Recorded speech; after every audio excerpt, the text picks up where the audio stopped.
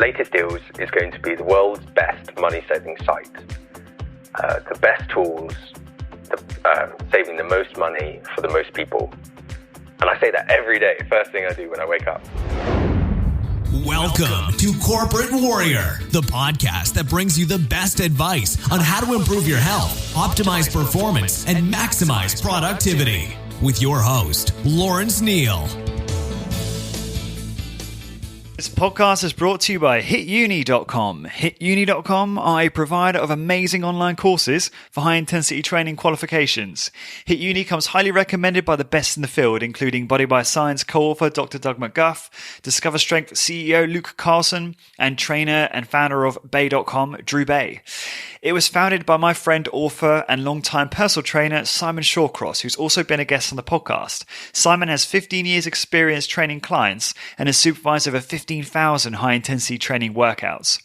Using knowledge from experts like Skylar Tanner, Dr. James Steele, Dr. Ellington Darden, HitUni is a goldmine for learning everything to do with high-intensity training. The courses are delivered online through the website, where you can learn via a variety of multimedia materials at your own pace. There's online support and a discussion forum where you can share ideas and ask for help. To learn more about high-intensity training and improve my own results, I started their personal trainer course. The content is amazing, the courses are really easy to follow, and each section is organized into bite-sized chunks that give you a real sense of achievement after you complete each one. I should also mention there is a DIY course. So this is the course for you if you're not necessarily a personal trainer, but you want to learn more about high-intensity training and how to implement it for maximum benefit in your own exercise regime. To get your exclusive Corporate Warrior 10% discount on any course you purchase, simply head on over to hituni.com, that's HITUNI.com, and enter the coupon code CW10, that's CW and the number 10. So again, head on over to hituni.com, pick your course, and enter the coupon code CW10 for 10% discount. Thank you for your support. This episode is brought to you by my former podcast guest, friend, and health and sleep coach, Alex Fergus. Alex is a passionate health and sleep coach and has worked with hundreds of clients from all walks of life to help them transform their body composition, health, and energy level. Alex is an accomplished athlete representing New Zealand in rowing, winning national bodybuilding titles, and breaking powerlifting records. He's absolutely ripped and he's strong as an ox, and has won the Paleo FX Real Fit competition 2 years running against some of the most fierce competition around. The first time round, he won the competition training only 15 minutes per week. Alex attributes much of his success to his pursuit of incremental improvement in every aspect of his health and performance. He's one of the most obsessive biohackers I know, constantly optimizing every aspect of his mind and body for better results. As a former chronically sleep-deprived young adult, Alex pays close attention to his sleep and has invested heavily to optimize his own sleep quality for maximum benefit. He's devoted much of his time to researching how to improve sleep and has been featured on numerous podcasts and wrote extensively on the subject, and he knows his stuff.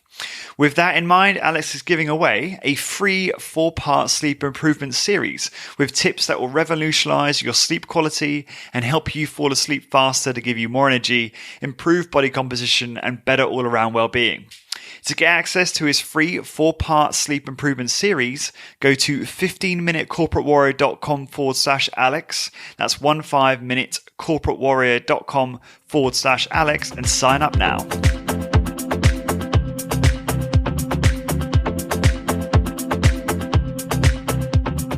Hi guys, I am Lawrence Neal and welcome to another episode of Corporate Warrior. I'm coming at you from Galway in Ireland from my kitchen table after watching the film Dune for probably the 100th time. This podcast is my mission to understand how to optimize productivity in health, career, business, and lifestyle by interviewing the most effective people around today. My guests include zero carb world record holders, medical physicians, underground rarely interviewed exercise experts, high intensity training specialists, sports scientists, highly successful business owners, and many, many more. My next guest is Tom Church, who joins me for a round two. Tom is one of the most interesting people I know. He is a blogger and the co-founder of the fast-growing money-saving community Latest Deals, and founder of one of the London's largest networking organizations, London Startups. He is the author of the #1 Amazon bestseller, Money's Biggest Secret, and publisher of the #1 bestseller, How to Live for Free. He co-founded creative design agency group Full Scream and worked as a bespoke suit tailor with Mullen & Mullen. Moreover, Tom has a background in PR and uses this to his advantage to perform hilarious and often brilliant PR stunts to either promote businesses or simply have fun, the latter being the case when he hacked Google to become Britain's sexiest man. Yes, that means if you type in Google, Britain's sexiest man, or a number of combinations of that sentence, his picture will appear multiple times instead of the celebrities that you might expect, like David Beckham. So I'm literally scratching the surface here. Tom is a real polymath and invests in many, many different hobbies and activities, which makes him fascinating to talk to and learn from. And he's done all of this, and there is much more, as I said, and he's only in his late 20s. You will particularly enjoy this episode if you're very interested in how to grow a startup, goal setting, and how to be more productive. In addition to that, we cover how latest deals came into being, how to invest money more intelligently, how to exercise and eat for optimal health, and much, much more. Do not let Tom's self-deprecating persona fool you, for he is too modest for his own good. And although he may not say it, he is incredibly wise, productive, and an interesting individual who I strongly believe we can all learn a lot from in terms of building better companies and just living a much more interesting and happy life. For all of the show notes and links for this episode and all episodes, please go to 15minutescorporatewarrior.com/podcast. And at the end, don't forget to hang around for your free gift. So without further ado, please enjoy this round 2 with the one and only Tom Church. Tom, thanks for coming back on Corporate Warrior. It's good to have you back on the show. Appreciate you taking the time to come on. Thank you very much for having me. You're most welcome. So let's kick off with some sort of intro style questions. And you remember me asking you this question before when we cut out. So when you're at a party and someone asks you, Tom, what do you do? How do you respond to that? I'm usually a little bit shy and I say I run a company. And if they're curious, they'll say, oh, what company is it? And I'll explain it's a deals and discount site. So it's a place that helps people save money. And then is that how you do it then? So if you'll start high level, and if they kind of probe, you'll start removing the layers. Yeah, because some people just aren't interested. Some people just tune out if you say that sort of thing. And you also want to catch yourself not talking about it too much, because that also they sort of blur out and look for the next excuse, like, oh, just go to the bathroom. Yeah, no, I've experienced that. I was talking to interviewing another person the other day, just went live recently, Anthony Di Clementi. And, we were talking about kind of honing the elevator pitch, but trying not to make it an elevator pitch whenever you talk to someone for the first time. Yeah, exactly. Turning them off. So it's something, we were talking just now about networking events that I'm attending now, and it's something that I'm trying to develop and work on. Okay, so you're a co-founder of a company called Latest Deals, and your CMO, is that still your title? I know you don't officially often refer to yourself as that, but so there's 3 guys. There's myself, Tom. There's another Tom called Tom Kelsey. He's a tech guy, so he's like the big developer that's absolute brains, born with the computer, can kind of create anything very fast. And then there's Deepak, and we kind of describe it like I'm the mouth, Kelsey's the brains, and Deepak's the arse. The arse? Yeah, the arse. Is that just for what does that mean, or is that just a joke? Or we don't really know what he does. But do you know what? I love the fact that I can hear birds singing in the background. It's a great. Yeah, I've got my window open. It's a great little bit of ambience. I like that. No, we'll keep that. Okay, so tell us a little bit about, to give people context, what is Latest Deals? Can you just go into detail in terms of what it's about, and I guess why people get involved? Sure. So I know you've got a lot of American listeners, so they may be familiar with a site called Slick Deals, and it's a community site. Our one is called Latest Deals in the UK, so it's UK based, and it's a community site where people help each other save money. So they might be sharing just tips, like advice, like, hey guys, have you seen that this brand's got 90% off?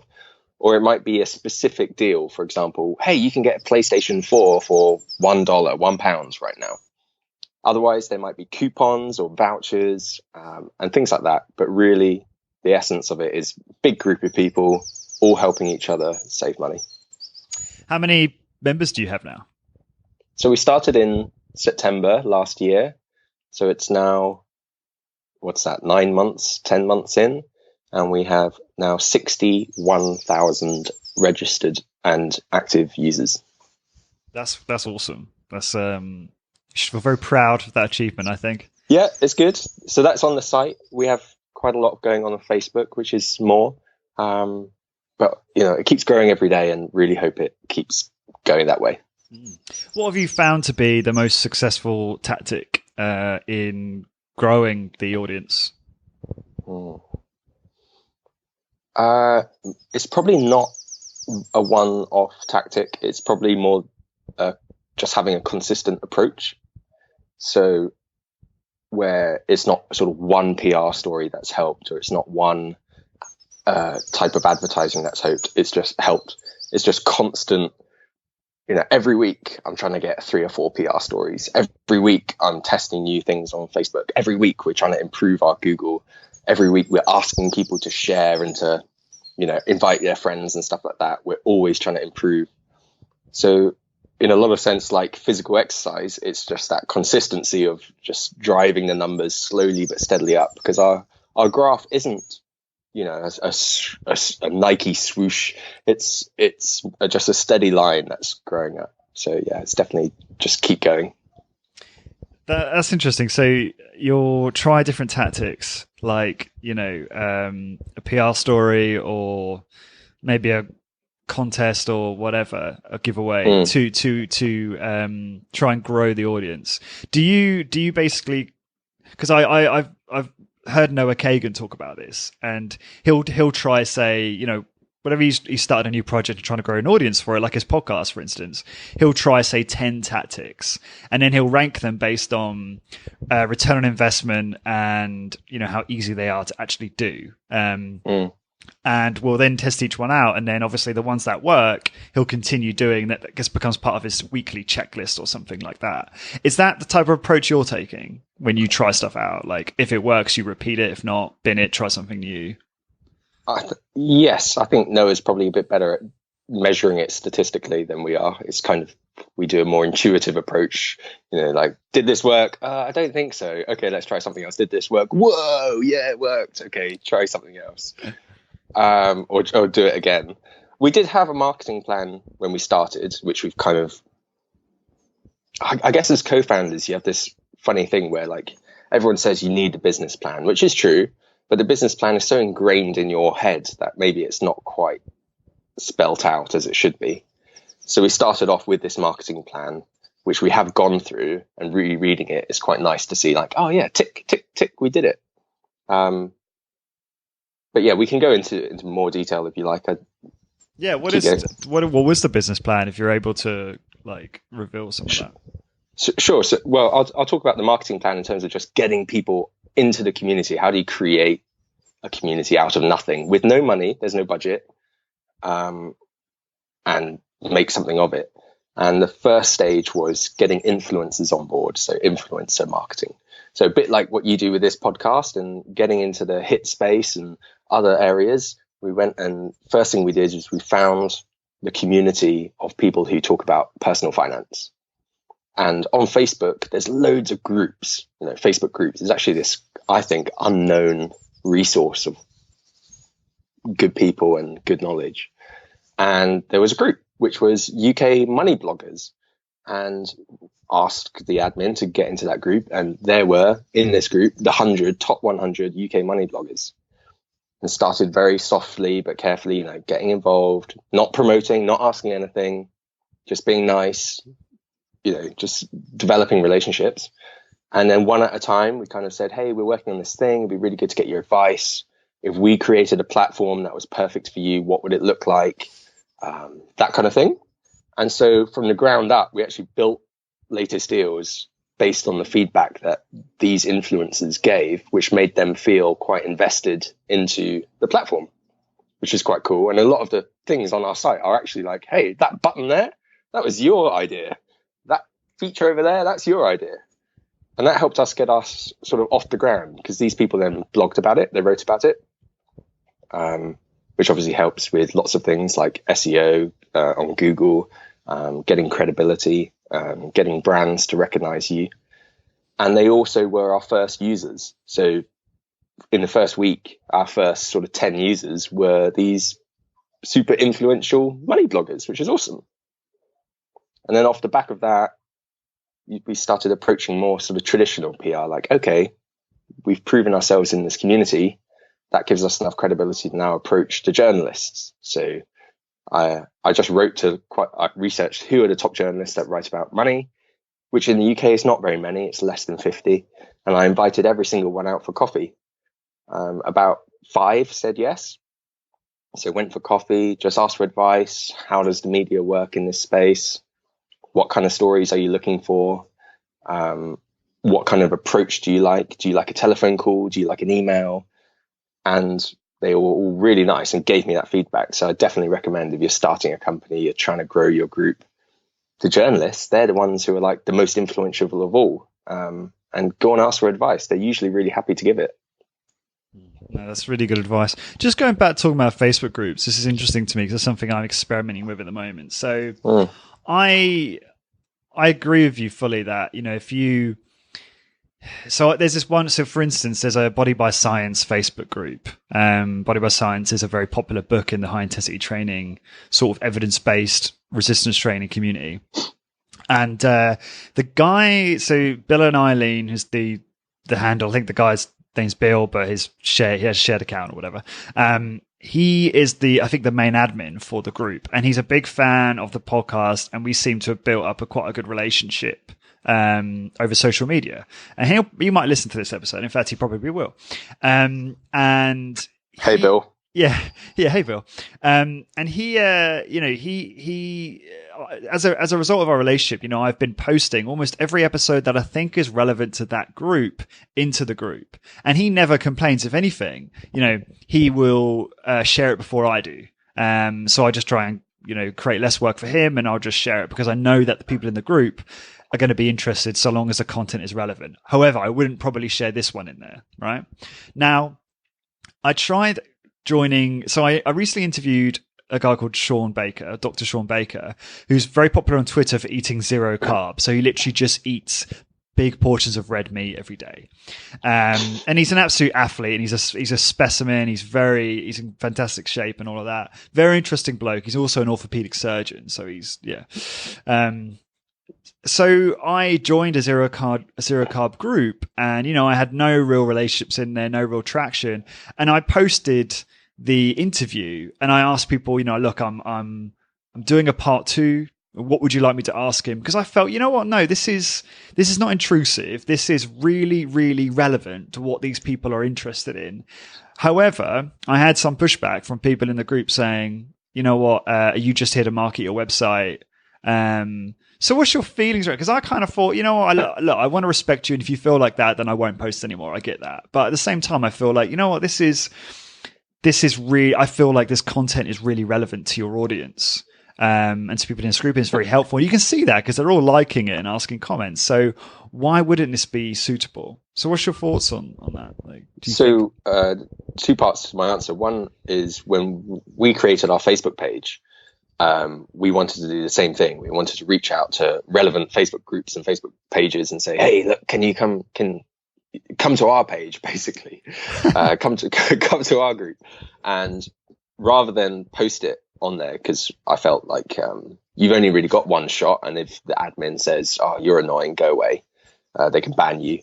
And so we actually asked the admins of the groups and the pages, we just messaged them, and nearly all of them were happy with it.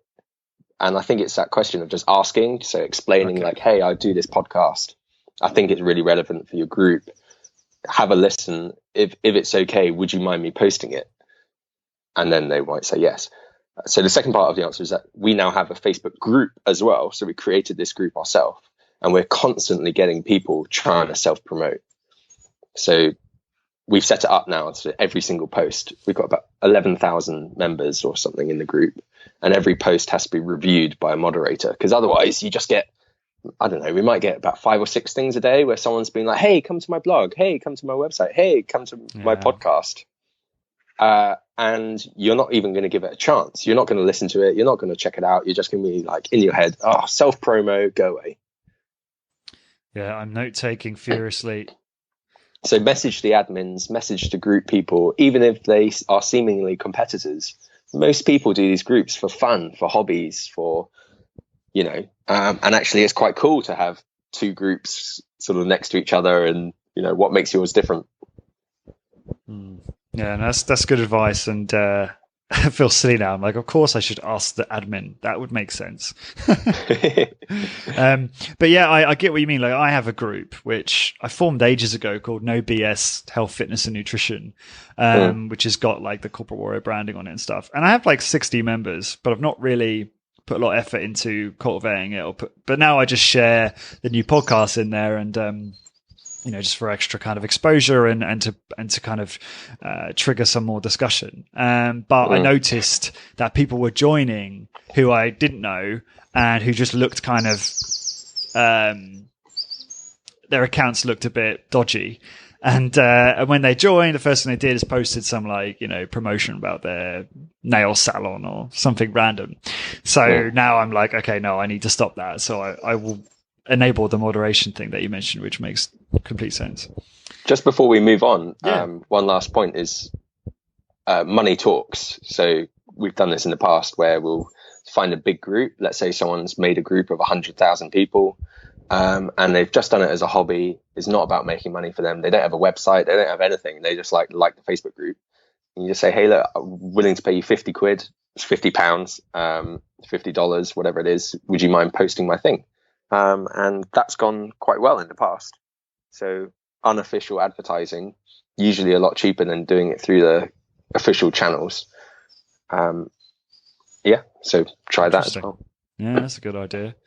No, that's really good advice. I also was wondering, you know, it's funny because I do really agree with Tim Ferriss's view that, hey, Tim Ferriss. Hail Tim Ferriss. That, you know, the best SEO and the most important like application of effort is just in creating the best content possible. Like, if you're prioritizing anything, then that is like the number one thing. And great content will get shared whether you're on social media or not. And, you know, for example, when I was looking to join some of these groups, and, you know, it's a little bit apprehensive because I don't want to spam, I actually saw someone had already shared my podcast in one of these groups. I had like 5,000 people. So I didn't even have to do it. Right. Awesome. Which is, I think, kind of really cool. Yeah. Which is kind of what you want, right? You want to, you know, you're onto something good if you're able to create the content that people share like that, right? That's what we're all after, right? It's building an audience in that way, kind of organically, I suppose. Okay, so you've had some experience taking on competitors, and you've not been very shy about that. Can you talk to us about it? Is that something you're okay to talk about and elaborate on? Absolutely. On how you compare and what kind of work you've been doing in terms of taking on competitors and that type of thing? So my business is not new. It's not a new idea. It's not first to the market. It's in fact very old. And the business model is what's called an affiliate model. So when someone buys something on the site, we get a cut from the brand. So let's say you buy a $1 loaf of bread, we get 2 cents. And that's not new either. So everything we're doing is actually really old fashioned. All we're trying to do, our entire approach, is be second to the market. We want to create a second position. So there's this much bigger competitor in the UK called Hot UK Deals. They're the number one, and they're like, they're so big, it's unbelievable. And there's no one else underneath. And while other people have tried to beat Hot UK Deals, we're like, no, Latest Deals is just going to be better at everything, and we'll have a smaller community, more genuine. And that's our approach. So when we first launched, we sung and shouted like, hey, everyone who's unhappy with this big other competitor, come to us. And our entire positioning was, we are more female friendly. We have less trolls. We're, better design, easier to use, and we're going to give back. So this site that you're using as a user, you don't get anything. So imagine it's Facebook. You're on Facebook. Facebook give you adverts. They get money from giving you adverts. They don't give you any of that money. Like, even though you've earned them money by clicking the ads, they don't give you anything back in terms of money. So we launched saying, if you post deals and that deal earns us money, we'll give you some of that money back to say thank you. We're the first people to do this. And we really shouted about that, which, got on Hot UK Deals back immediately. Within a week, we were being talked about in their internal meetings and stuff, like, who are these guys coming and disrupting our industry, and there was this quite funny story where, do you remember the media story that came out about the Panama Papers? And it was talking about tax havens, and it got leaked from HSBC that all these companies, and it kind of like released everyone who uses a tax haven, basically. It was a big scandal. And I looked into it and I was like, oh, Hot UK Deals, registered in the Seychelles, are you? Naughty, naughty. And, tweeted that to a few journalists who retweeted it. And so went on the attack a bit to create our positioning as like against these guys, which is an interesting concept that I learned from the book. I think it's called Positioning. I'll have to have a look. And it's called Creating an Against Position, where just by telling you, hey, we're female friendly, hey, we give back, you automatically assume that the other guys are not female friendly and they don't give back. They might be, but because I've told you that, they think otherwise. So that's the kind of thing that we've gone along, and we'll be the first to admit, lots of our features, lots of our things are inspired by our competitor, and we're constantly saying, okay, well, that's really good, we'll take that, how can we make it 1% better? There's another approach where people feel like if they start a business, they want to create a new category to I guess not have to worry about competition. Hot UK Deals have that very strong position as the number one in your category. Did that ever come up when you were thinking about starting this business? Did you ever have the thought, well, we shouldn't even get into this because we're not going to have the number one spot, maybe we should start a new category? Or is it an intent to supplant them at some point or not? I think it's fair to say for a long time, we won't be number one, and we don't really intend to be. The bigger you get, the more people you get attracted to trying to take you over, as it were. Which is something I learned from Phil Knight, the CEO of Nike, in his quite good book. It's called Shoe Dogs. And he's explaining that they were really struggling to grow. And then as they grew, it got really annoying because then everyone tried chasing them. In terms of growing the pie, instead of just taking a slice, that's definitely something investors are keen on. So when we speak to investors, they say, oh, it's really good, you've got great business, can see that the slice is growing, but we're quite interested in the total pie growing. So for VCs, that's always something they're looking for. There are some things where we're doing where in the market, the pies are quite disconnected. So you've got the voucher code sites, you've got cashback sites. So when you buy something from an online shop, they'll give you some money back. And then you've got kind of like articles and content and how-to guides. So you've got these three different pies. And then, four, because then there's price comparison. So, those sites that tell you the cheapest place to get it just from data. Yeah. And our long-term goal is to combine all these pies into one and make it like a really nice place. So Latest Deals is the place you can go for all of it. But that's our long-term plan. What have been some of the biggest learning curves starting this business? What have you learned along the way?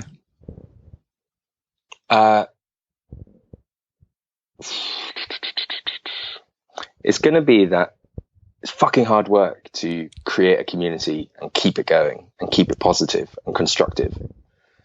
I thought before I started that it would be a bit easier. So in terms of getting people to love your product, but so much so that they're engaged with it every day and sharing it. You know, you talked about people sharing it on Facebook groups. It's like so rare that someone does it. You must have felt this. It was like, wow, awesome. Someone shared my thing. Yeah. And you get such a buzz. And, you know, even getting PR stories in the press, which we do quite a lot now, which is good.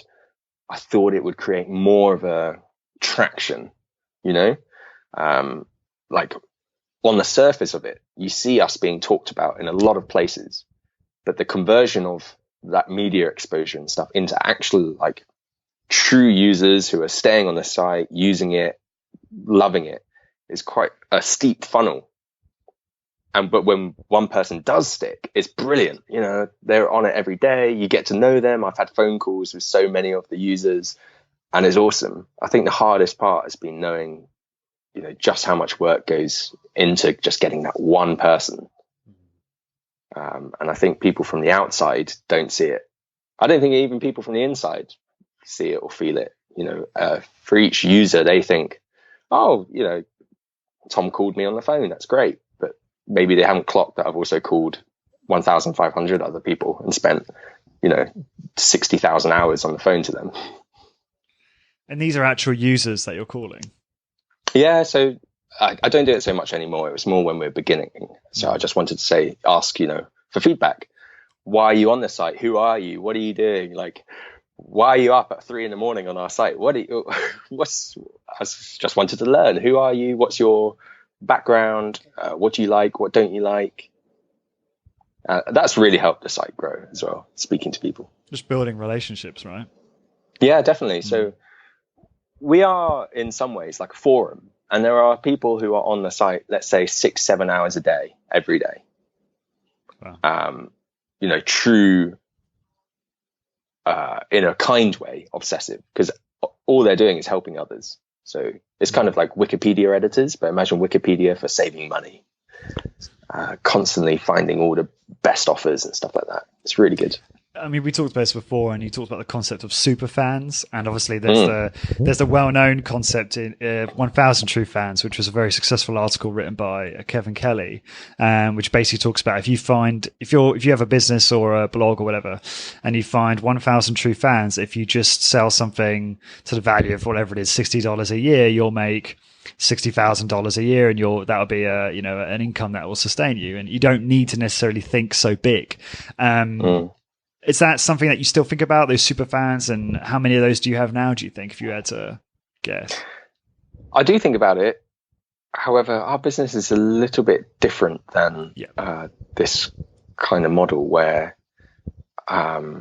everything's user generated. So our super fan might not be buying from us, but it will actually be creating for us. Does that make sense? Yeah. So we're kind of like, you know, does Facebook have a super fan? What is Facebook's super fan? If an ordinary person is someone who has their profile and uses the site every day and looks at their newsfeed, what's the 10x of that? Who are they? Are they the brands that advertise? I'm not sure. So we're a little bit different in that regard. When we did speak about it before, we kind of had, let's say, so in my eyes, a super fan for our business is someone that comes onto the site, engages with the community, becomes a core part of that group. So we're so lucky that our Facebook group, for example, has volunteer moderators, about 6 or 7 of them, and they're amazing. And all day, every day, they're on that group moderating stuff. On our site, we have moderators who are, you know, making sure everything's clean and working well and helping people. We've had people volunteer and even come into the office to help us and stuff like that. To me, those are the super fans, and I can kind of count them in one hand. But for other businesses, I'm sure it would be different. So I've got some questions here from some of your fans, some latest deal fans. And the first question is, what or who inspires or has inspired you the most? it's probably my suit tailoring, which I used to do before Latest Deals. So lots of people don't know this, but before I started this business, I was a suit tailor, and I worked for a small family business up in Yorkshire, and measuring gentlemen up in the city and giving them nice tailored suits, English suits. And the business was small, family run, not my family, someone else's family. And what inspired me was their consistency in constructive, positive feelings and management. Like, I'd never worked in a business where the managers were so nice, and not in a kind of like happy-go-lucky way, but just no matter what happened, no matter how shit stuff got. Let's imagine I made a suit for someone and I ordered the wrong cloth, and rather than it being plain grey, it came back like Charlie Chaplin, white stripes. And you open up this bag and your jaw just drops to the ground. This person spent £1,000, $1,500 on this suit, and it's the wrong fucking color. It doesn't get worse than that. And you go back to your bosses and you're like, I'm really sorry, I cocked this up. And they're like, no worries. Thank you very much for telling us. Let's get this sorted. How can we go about it? They just didn't, they realized there's no point getting angry. It's about fixing the problem. How do we sort the system out so it never happens again?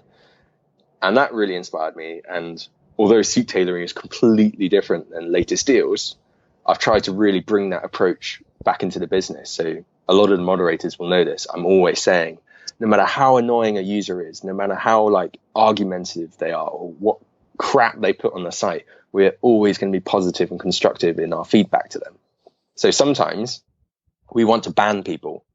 We want to ban people because they will post just rubbish. Like, it doesn't make sense. Literally, it doesn't make grammatical sense, spelling sense. It's not even a deal. It's just like Walmart. And then they've written Walmart. And it's like, Walmart what? And you want to delete it. You want to ban them. They've done this 100 times. But every time you just comment and you say, hey, thank you very much for posting this. Welcome to the site. Would you mind sharing some more information? Like, what's going on at Walmart? And really slowly, some of these worst users can turn into the best with this guidance and feedback, And that's something I learned from them, where sometimes the hardest customers, so when making a suit, it'll be like someone who's really picky. He's talking about the kind of buttons he wants. He's talking about like the way the stitching is done around the edges. He's talking about, I want the trouser leg to be slightly more tapered at the bottom, another 1/8 of an inch. That's what, 3 millimeters they're talking about. Yeah. The most difficult guys, if you get it right, they can be your best customers, because you're the only salesman, the only supplier that's able to cater to their difficulty. And they love that. So, I'd really say my last job was quite an inspiration in that regard. No, I completely agree. In terms of like how you've managed to improve those relationships and the behavior of those users by actually paying attention and asking the right questions and being constructive. I think that's a healthy approach. You've answered this in part already, but I think you could elaborate. What made you start Latest Deals? Or what made you and the team start Latest Deals? So a lot of it is to do with that. I know this guy called Deepak, and Deepak runs a similar website called Latest Free Stuff. And it's a freebie site. It gives away freebies, and he's been doing that for a number of years. We met at a meetup, and we stayed in touch. We kind of worked together. We wrote a book together. And one day we're having dinner in a Argentinian steakhouse, and we were looking for a voucher code, and we couldn't find one. We couldn't find how to get money off, and we're really angry and frustrated. Like, why is this always so crap? Why is it hard to find this stuff? It should be easy. And it kind of morphed from there, a few conversations later, into why don't we do our own thing and scratch our own itch and, build something that we would want and build something we would want to use. Was it Deepak that drove that conversation more than you, or vice versa? Like, who drove that the most, do you think? I'm not sure. I think I had the feeling myself of like, I really want to do my own business. And therefore maybe I was pushing that in the sense of anything that came my way, I would have chased. And I think Deepak did want to do this kind of site and do this kind of business, but maybe he hadn't quite formed the idea at the time. So I'm not sure. I'd have to go back and check my journal, see what I wrote, what happened when. Why did you want to start your own business? Just one of those childhood things. I've always been someone that's wanted to do my own thing and tried and experimented. I'm that guy on Google searching how to make money online. All of that. That was me. Reading those weird internet marketing forums. Here's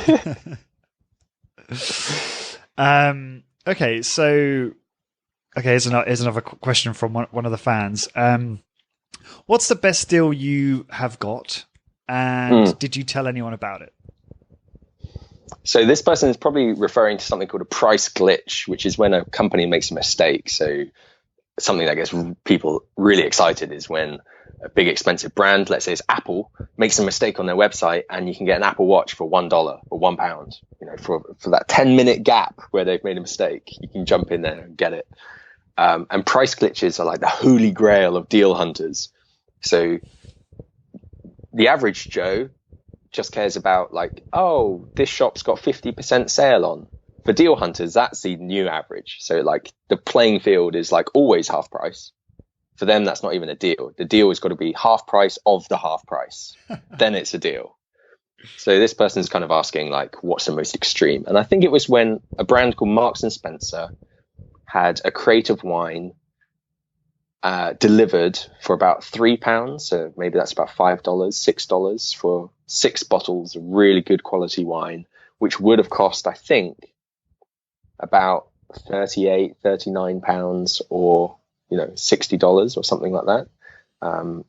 So sort of 99% off, delivered, and that was a mistake on their website. Did I tell people about it? Yes, but I did order it first because we always test whether it's working first. So we always order these things, test that it works. If it does, take screenshots, then post it and share it. Nice. I think I would have invested in that. And you know me, I'm not a very keen deal hunter. I'm quite passive in that regard. Well, that's actually changed quite a bit recently.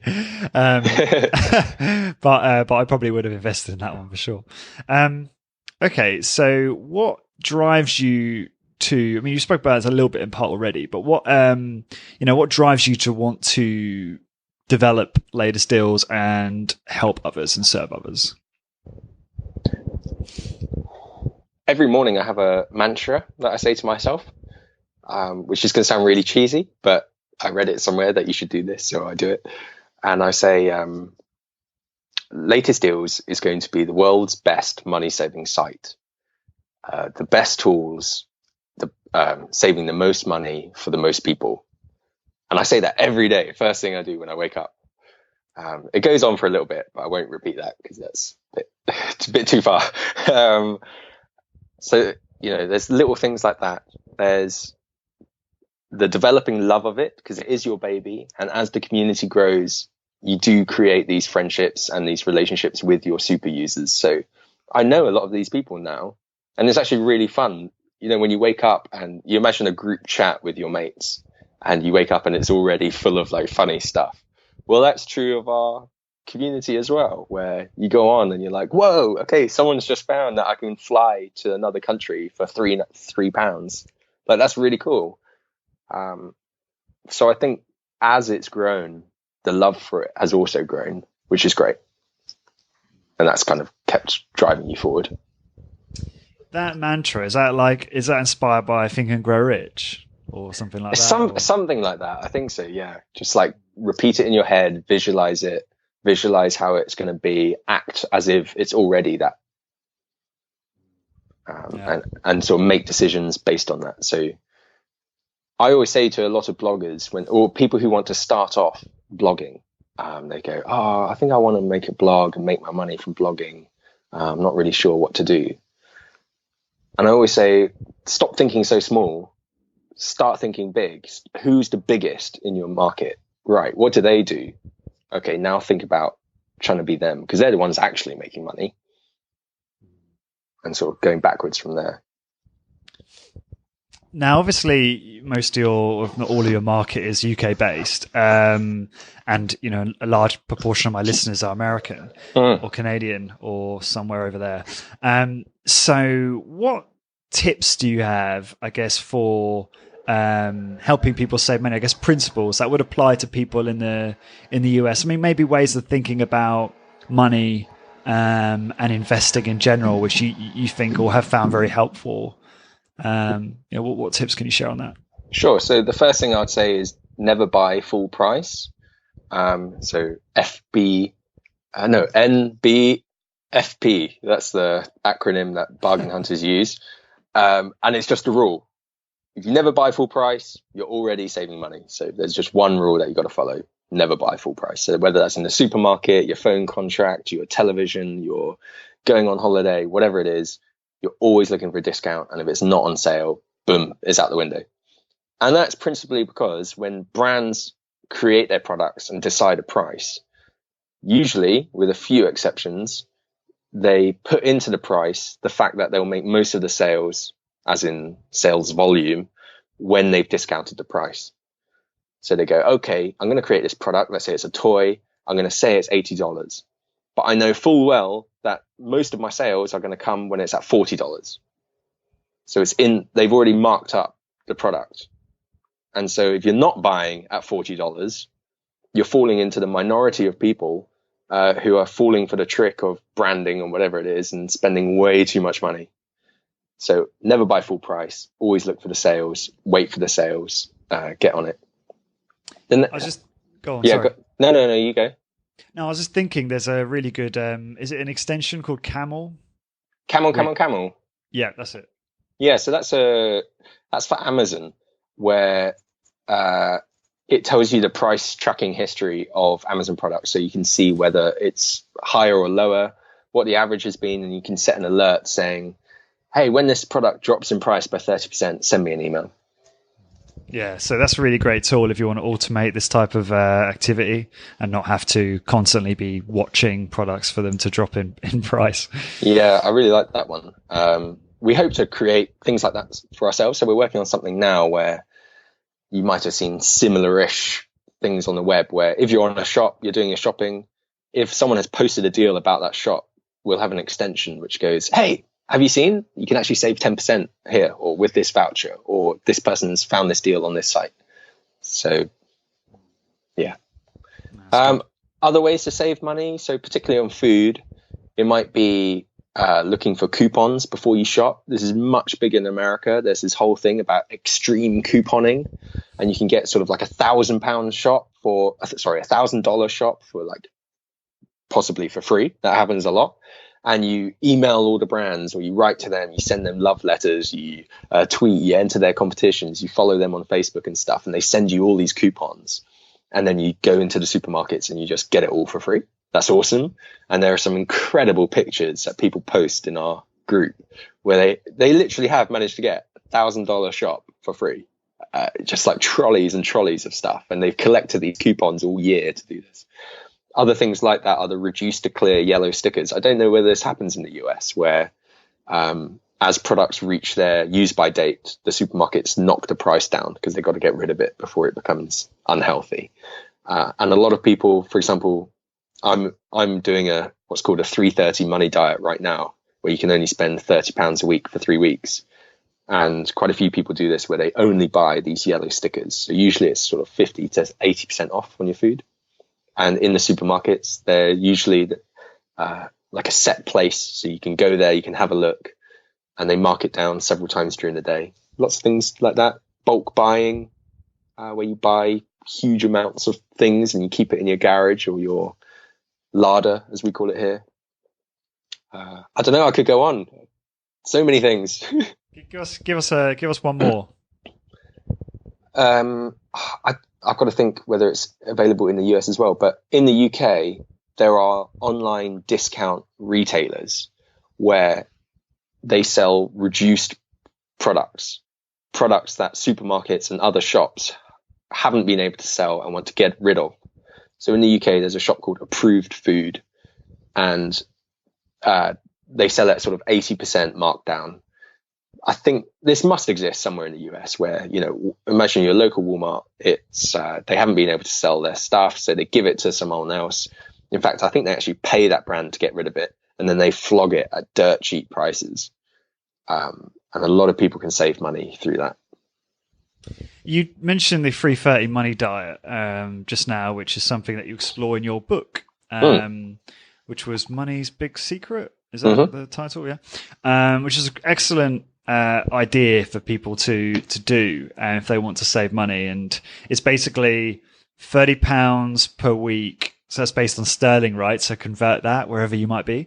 And then that's after your commuting bills and rent. So that's just your money spent on food and luxuries and the rest of it.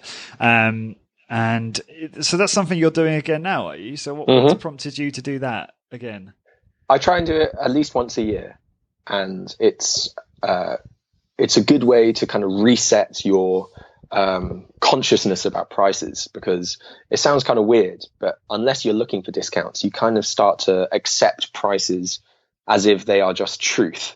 Like, oh, milk has to cost $1. Bread has to cost $1. Why? Because all the supermarkets tell me that. But actually, how much does it cost to produce? 1 cent? 2 cents? And by changing how much you spend quite radically, although some people do even less than 30, it makes you realize, like, oh crap, that Starbucks actually cost me 10% of my weekly allowance. It makes you realize, like, it's a bit of a shock the first 2 days to say, no, I can't spend that money. So we're on video right now. I know people on audio can't see this, but on my desk, I've taken out all my cards. Can you see them there? He's got all his bank cards on his desk there, yeah. So my wallet is empty. It's just cash, 30 of cash. And that's all I have for the week. And it's hard, but it's possible. And I'm sharing the progress with everyone. Other people are getting involved in our group. We're kind of trying to do it together. Are you still doing your diet following the advice from Rob Wolf on how you could eat healthy and cheaply? I think you were freezing chicken breasts or buying chicken breasts in bulk or something like that. You still doing that? Yeah, it's changed to whole chickens though. So it's the idea of saving money where you buy in bulk. So I just buy a whole chicken or two on the Sunday. I cook them there and then I just put them in the fridge and use them as my packed lunches every day. So just chicken and salad. It's so easy. It's so easy. That it is. Cool. Okay. And thanks, Rob, for that advice as well. I'll reach out to him and let him know you said that. So I wanted to talk a little bit about the whole, if you don't mind, the whole 4-hour work week muse idea, which I think, a lot of people who've read the 4-hour work week by Tim Ferriss, or even not, know of this idea where you can create an online business that can generate almost a passive income working 4 hours a week. And, he's achieved this, creating his own business. And obviously there's been a lot of case studies where people have done it. And we talked about this in the pub once, and, you weren't so optimistic about it. What are your thoughts? I'm just interested, what are your thoughts these days? Because I often get shiny object syndrome, and I think, I could create a really good info product on X and try and create a business in that way. I get so far down the line and then I stop and change, which is a bad habit of mine. So what do you think about that as people that approach it as a business model? Do you? Well, first off, I think you've done really well in sticking with this podcast, which is just getting more awesome every time. So thank you. Well done on sticking with that shiny object. Everyone listening, give it a review, keep it going, make sure Lawrence sticks to it. And what do I think? I'm probably slightly negative towards it because anything that I've tried has failed with this kind of stuff. And I have this slight suspicion that everyone talking about it is usually selling the idea. So you read it, where you read about it, like, hey, look, you can make a business in, 4 hours a week.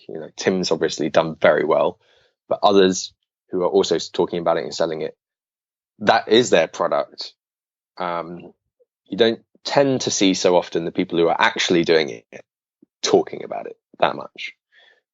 And I get the feeling that the people who are selling the idea, and it's a brilliant idea, would love it, that they make it sound so much easier than it probably is. Like, I think you'd have to work your butt off for a year, maybe more, like a full-on business, before you can grow to the point where it's like, okay, this is making money. Now I can, with my cash flow, I can reinvest into hiring someone. I can start to automate it. Because like in our business, we can't hire someone to automate it and do things like that because we don't yet have the profit to reinvest. And I think there is that stumbling block with these things. I don't know, maybe I'm wrong. I think it's a great idea. And if anyone can do it, do it. Yeah, no, it's just interesting to me because I've been pondering. Obviously, the podcast is great, and I've talked to this before in previous episodes that I love doing this because I like serving others, and it's really satisfying to actually create something that was enjoyable to create and then see that it's really helped other people. Like, that is awesome. And it makes very, very little money. And I'm on this, I'm doing this full time, and I do need to think about how I can generate more income without compromising the experience for any of my listeners. So I did think about creating an info product along the lines of something like, the Muse kind of concept, which is creating how to create a health and fitness podcast, which obviously I have experience doing successfully and bringing up to a good level of monthly downloads. And I thought that would be a great product, but it would take a lot of time and investment to build and create and market and all of that. But would perhaps provide an income to help sustain this effort. So yeah, I guess I'm just kind of like spitballing now, but like, I just wondered what you, yeah. My other slight reservation, maybe I'm just old fashioned, I don't know, not with it so much. I'm sure a lot of your listeners will completely disagree. I also feel a lot of these information products, maybe I just haven't found one that I'm willing to pay for yet. Like whenever you walk past a cafe or something, you're like, that cafe is making way more money than your information product ever will. Not yours specifically, Lawrence. I just mean anyone's. And, these tried and tested businesses, well, why not try and do something like that? Like a physical thing. There's like this little obsession about digital, which I too was obsessed with, like the idea of working from the beach, being able to go to Thailand or Vietnam, working from there, outsourcing the writing to the Philippines, bringing that back. It sounds freaking awesome. Until you start doing it, and then you find yourself at your desk on the computer all day anyway. And I'm someone that can't really work from home. So, we have a shared workspace. If I'm at home, I just go onto the Xbox and I just play my Xbox. I'm really distracted by the fridge and the Xbox. So we have to go to the office. And I'm like, well, hang on. If you're working from your computer all day, every day anyway, what difference does it make if it's at home or whether you're behind the bar in your own cafe or physical business or something like that? I don't know. I'm not sure I'm the right person to ask this kind of thing. No, it's interesting. I just wanted to get your opinion. It's something I would do probably completely separate to Corporate Warrior. Although I was going to blog the progress. So I was going to do maybe like a 4-part blogging series where I show, this is an experiment I've tried to generate an additional income. But yeah, it's still very much in a kind of concept stage, and maybe I'll take action on something like that or similar, or maybe not. Now, I just want to talk to you a little bit about goal setting. I like this. Recently, I've become more into doing next steps as opposed to the master plan. So never really having, I think a master plan can cause you to feel overwhelmed / not take action in the first place. So I'm kind of doing, I have a few goals, and I'm kind of doing daily actions that I feel are big steps or effective steps towards those goals. And that's kind of how I'm currently working. And I was wondering, are you setting goals at the moment? How do you set goals? What technique works best for you? there's just one goal at the moment, which is making latest deals. Talking about business side of things, I've got other goals in life, but for latest deals, it's just growing it, and it's just every day we want growth. It's when we first started, there was like figures, but those figures, either we've beaten them or we realized they were the wrong figures to chase. For example, when we first started, I was saying, I want 1,000 new users a week, and you start to chase that. But then sometimes those users were really bad quality, if you can say that about, they're signing up great, but they're not engaging, they're not creating anything.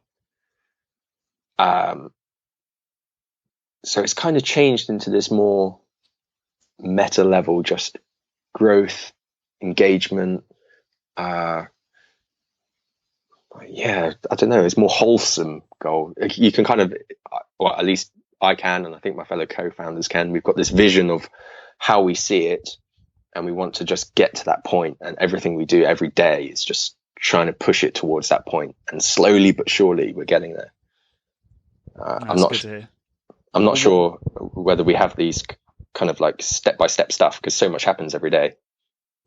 What is that goal? Like, is there a specific, what is the metric that you're most interested in right now?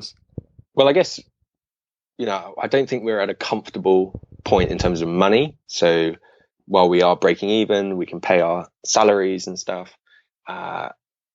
We'd love to get to the point where we can start reinvesting it, I mentioned, so that we could grow even faster. So it might be hiring another tech guy to help Kelsey, who's, he's all on himself, and he's built this fantastic thing. You go on it, it's basically like its own mini Facebook. It's mad. Yeah, it's awesome. It'd be great to have someone working on a different platform, let's say the iOS app or something like that. It'd be great to reinvest into more content writers. It'd be great to be able to reinvest into actually giving more back to the community. So something I haven't mentioned is that if you take part, we give you points and rewards and Amazon vouchers and stuff. And it'd be awesome to create more of that, because that's really fun. So growing it in, that metric of more users, being able to help them more, making more money so that we can put it back in, help more people in that sort of circle. So you're at 61,000 users at the moment, is that right? Yeah, that's right. Yeah. So where do you want to be by the end of the year? Is that something that you're measuring? Yeah, well, so end of year one, which for us would be October, I think our goal was 100,000, which we're on track towards. Do you then extrapolate that backwards? So you then do it per month and per week? Well, we haven't got that hockey puck curve. So the growth is more steady instead of an exponential rate, which is a problem in itself. Hopefully one day we can crack that. So we extrapolate it a little bit, but there's not much point to that, because it's just the same rate. Okay. So when we last spoke, we talked about the log cabin goal. Do you remember that? Yeah. Of course. And it's funny because we kind of got to a point in that conversation where you were like, I actually costed it up and I could probably do it. And actually, if I had it, I probably would get bored and want to do other things.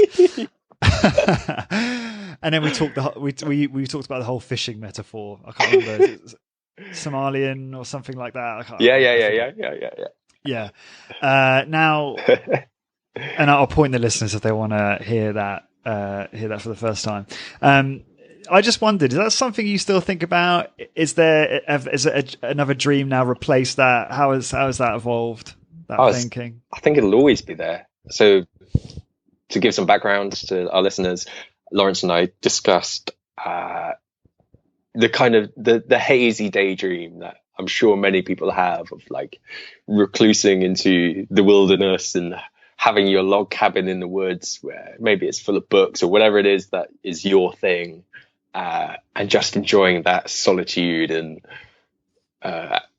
happiness with nature. And then you look at the practicalities of it and you're like, actually, you know what? I'll probably be there for about a week and and then get bored.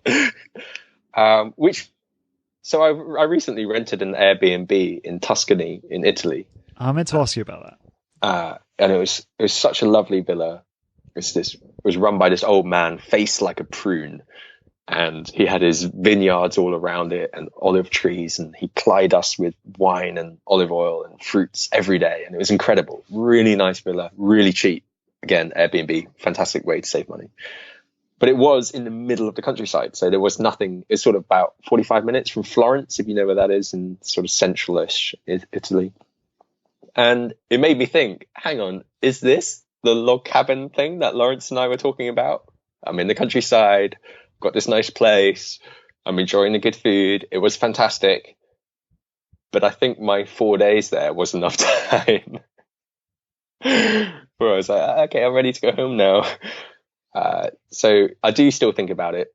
In more concrete terms, I think about a farm.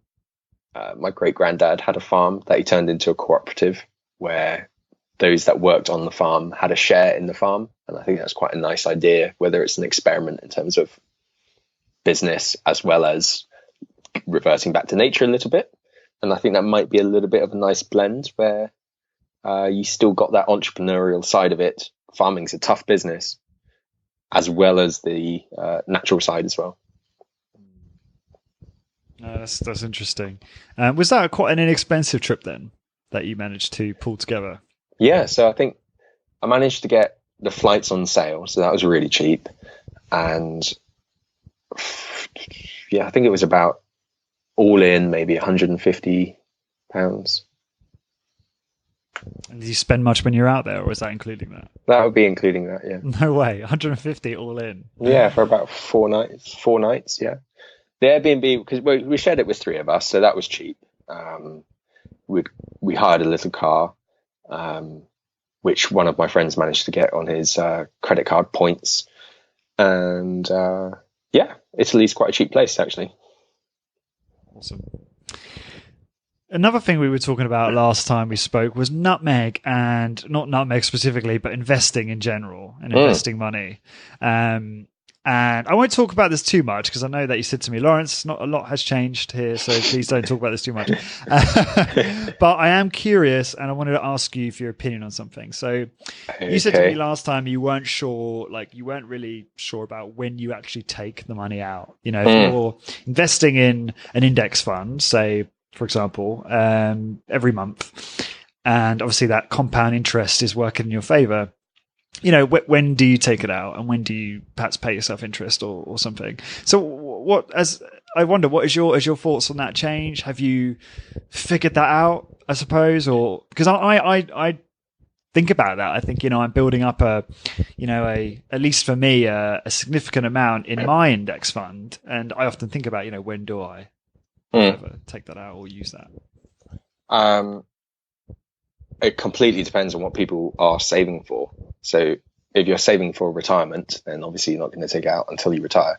And I was speaking to someone that works at Fidelity, which is a big kind of index fund company that you can trade through. And their advice is always like, when you need the money when you retire, take it. Don't worry about whether it's the right time or not. You've worked all your life. Like, it is what it is. Just accept it and take it. That's the advice they give their clients. If you're investing for now, well, that doesn't really make sense because you've got to wait a long time for index funds to be worthwhile anyway. So I guess waiting until the point where the total pot of money has grown to the point where the lowest level of interest you could get on it, let's say 5%, is suffice for the income you're happy to receive for the rest of your life. Because if you take out that interest, it can't grow any further. Does that make sense? It does. So I'm just trying to, I'm a bit stupid when it comes to stuff like this. So you would make that 5% and you take that out every month, or could do. You could do it that way. Could do. Usually they pay dividends every quarter. It depends on the fund, depends on so many sort of variables. In the UK, there's lots of things called ISAs, which is like government allowances where you can get, you know, tax off, tax credit. Some things the government actually gives you 25% extra for free. There's so many variables on this, but basically, yes, eventually the person starts paying, let's call it interest. They put that back into your account, and the default setting is usually that dividend or that interest is reinvested automatically. But you can choose, no, don't, just put it into my account and I can withdraw it. But if you're not reinvesting it, then the interest you get will always stay the same.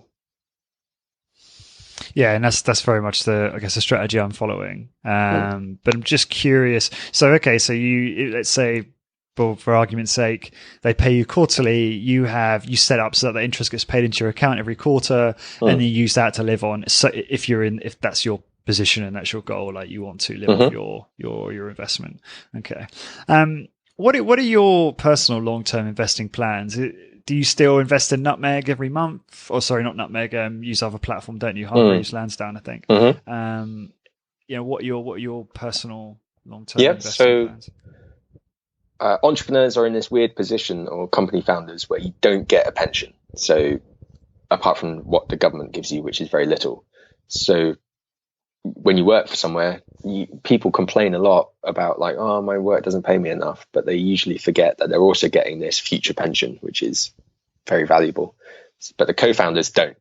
So most of what I do is sort of like, oh, I need to start saving my own money towards this pension.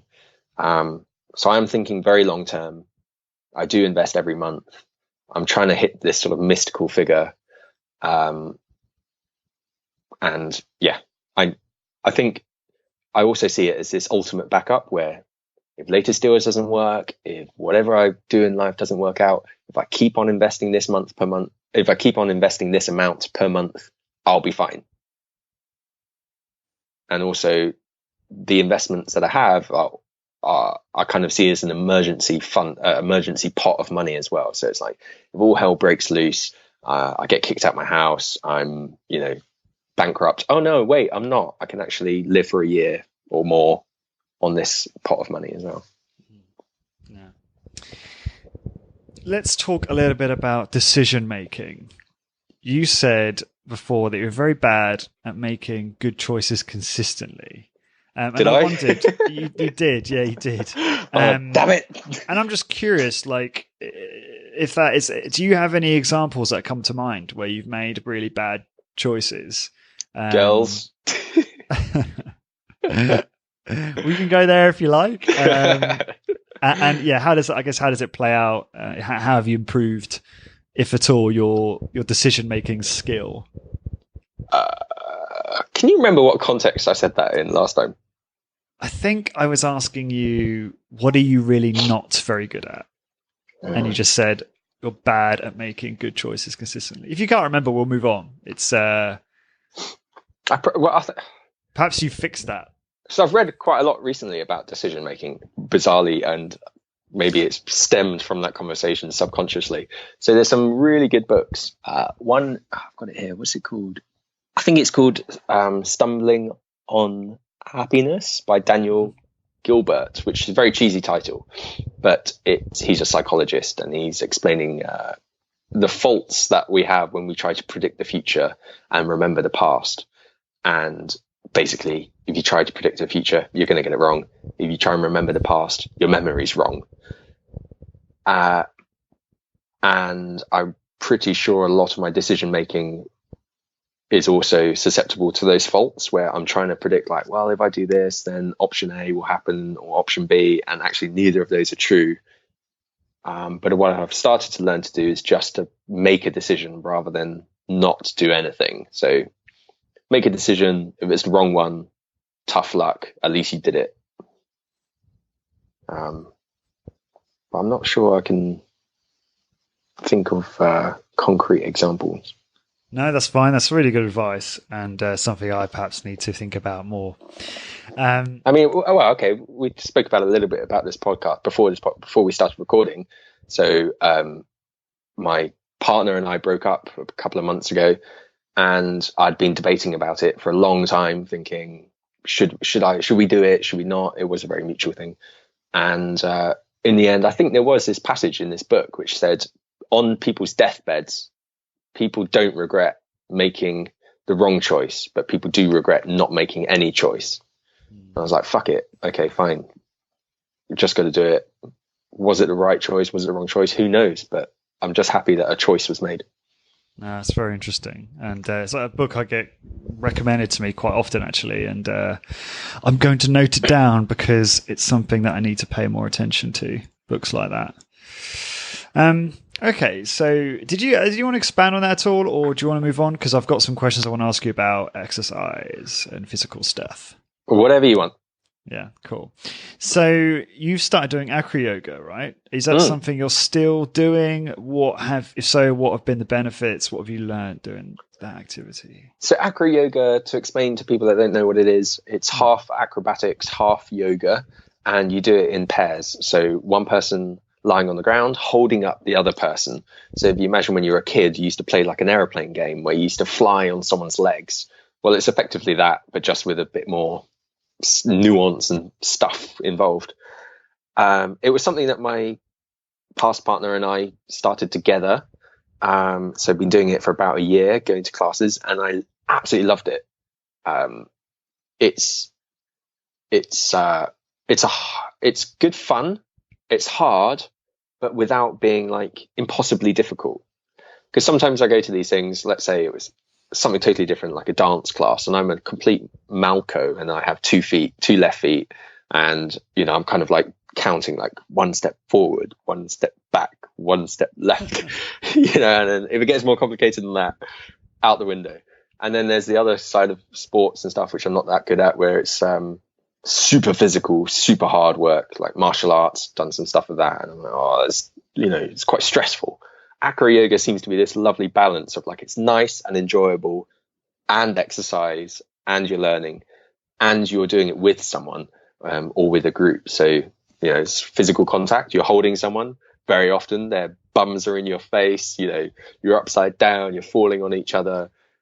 In a world where we're constantly like more and more disconnected with people with technology, actually just physical contact is a good thing to do. It gets you out of that boundary.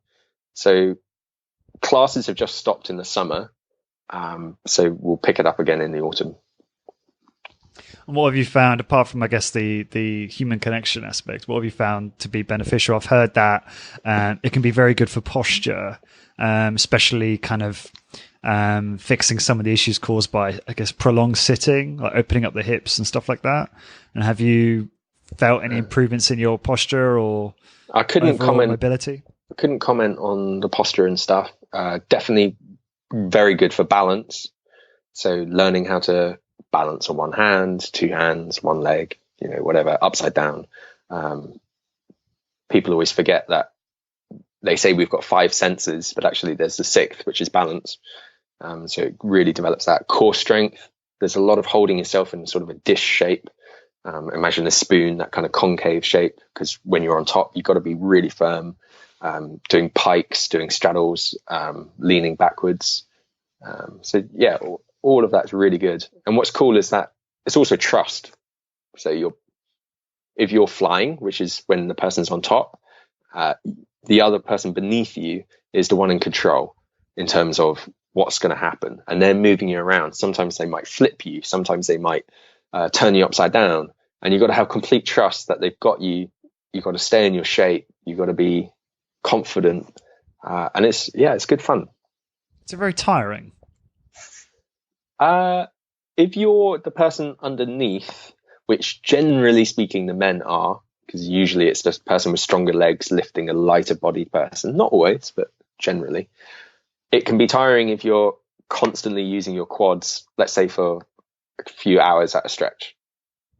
Because there are these like workshops where you go for the whole weekend and you do classes all day, every day for the whole weekend. And that gets quite tiring by the end. Have you done that then? Sort of. Not as extreme as it gets, but I'm very much a beginner. So getting into it a bit more. I love that. One thing I really admire about you is that you're always, it's funny because you were actually saying this about me earlier, which is strange to me. I love the fact that you are always trying out different things, new things. You were talking about calisthenics earlier before we got recording. And, you'll try something that you just suck at or have never done before, because you want that new experience. And I think you mentioned a really good blog post, which I want to link to, which is all about creativity and kind of about happiness and trying new things and the benefit that gives you. Do you remember the name of that article? I'll have a look for you. I'll have a look for you.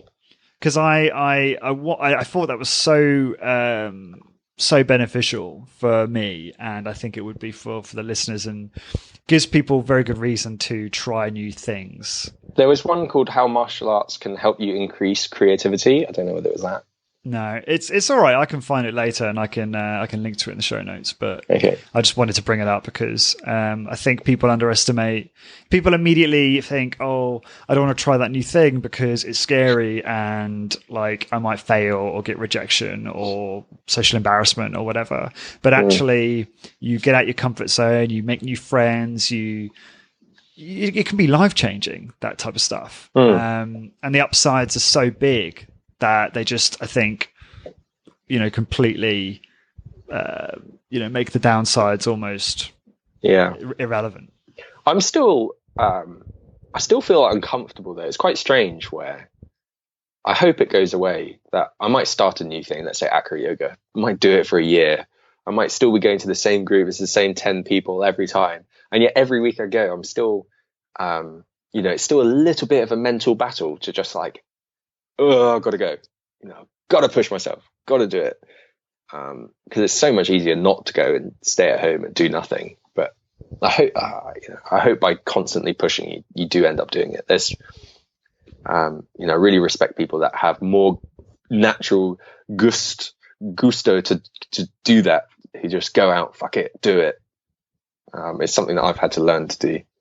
Yeah, you can tell by their energy as well that they're not nervous. When they're there, I get that. I mean, in basketball, where I've been playing for many years, I consider myself to be quite good. So when I go to pickup games and things like that, there might be, if I go to a session where the players aren't particularly good, I don't have any feelings of anxiety whatsoever. I feel completely confident. But as I was telling you before we started recording, I just moved to Ireland. I found a local pickup game and the level is pretty good. And I feel good enough to play at that level, but I felt those feelings of anxiety, like, oh God, are they going to think I'm crap? Are they going to not pass me the ball? All that stuff comes up. And I think, at least with me, with repetition, that seems to dissipate. Maybe it's more severe, the more challenging the activity is for you. I don't know.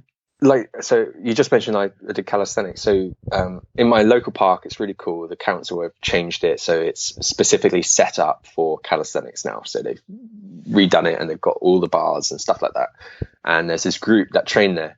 And I've walked past and I've seen them all training together, and I've literally been scared. So it's a group of guys. They're all topless, shirtless. They're all ripped to shreds. They look like Popeye on 10 cans of spinach. They're doing 100 pull-ups. They're jumping from bar to bar, flipping upside down, doing handstand push-ups on top of the bars. They got their music pumping, and it feels like a movie scene where it's like you do not want to approach these guys. But for some reason, my gym was closed. So I was like, fuck it, going to go to this place. 3-second rule, straight up. Hey, do you mind if I jump in on you? As in, jump in with you. And you didn't say it like that, did you? Like exactly like that. Do you mind if I jump in? I mean, as in, without that slip up. Yeah. Try to be cool, try to be like, whatever. And there is this kind of look where, they kind of said, is he going to be able to keep up? Who knows? And the guy even said, like, how are your chin-ups? I was like, I don't know. Let's find out. And so got involved. It was really good. And I was really happy because I managed to do everything that they were doing, maybe with less form. They had been going for like 20 minutes before already, so had that advantage. But it was awesome. And I was so happy that I got over that hesitation to approach this cold group and that I'd never spoken to before and get involved. And I'll definitely go back and do it again. Cool. You also did an experiment that you ran on your blog a few months ago, probably a bit longer than that now actually, where you tried out high intensity training. So you tried out single set to failure strength training performed very infrequently. I think once per week you were doing. I think you were following the Big Five protocol, weren't you, from Yes. Body by Science? So is that something you've kept up? Are you still doing that now? Ish, which is probably the wrong answer to everyone listening. So Lawrence, the host of this podcast, put me through this challenge. He put me into a bod pod where I was sucked like a vacuum to measure my body fat and whatever. And we thought, okay, let's see what happens after a month. And I did it. And from what I remember, the results were that I got stronger, but that nothing really changed in terms of my body composition, which is fine. Like I wasn't bothered, but I think my strength did actually go up a lot, which is awesome, especially when you consider it was like a total of 1 hour of working out, I think, over the month.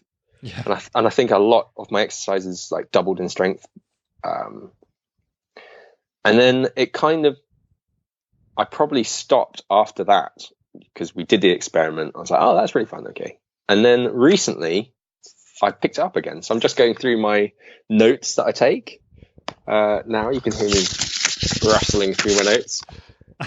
And so I have been doing it once a week on Saturdays, actually, again, doing the Big Five. And I follow your advice. Well, maybe it's not just your advice, but trying to get one set to failure, looking for the sort of 90-second, 2-minute mark. Is that about right? In between there? Well, it varies depending on who you talk to, but I think Body by Science is more 60 to 90 seconds. Okay. So if you're exceeding 90 seconds, then you increase the resistance, and if you're not meeting 60 seconds, then you actually lower the resistance. So you want to fall within that window is their guideline, but it doesn't matter a great deal. But that's just something to work. So with. That's good to hear, because that's kind of what I've been doing. So if it gets over sort of 1 minute 30, then I put the weight up by about 10%. Yeah, that's a good idea. And slowly and steadily, it has increased. So I really like it, actually. I think I'm at the point where I might want to change the exercises because, I'm a little bit bored by the same 5.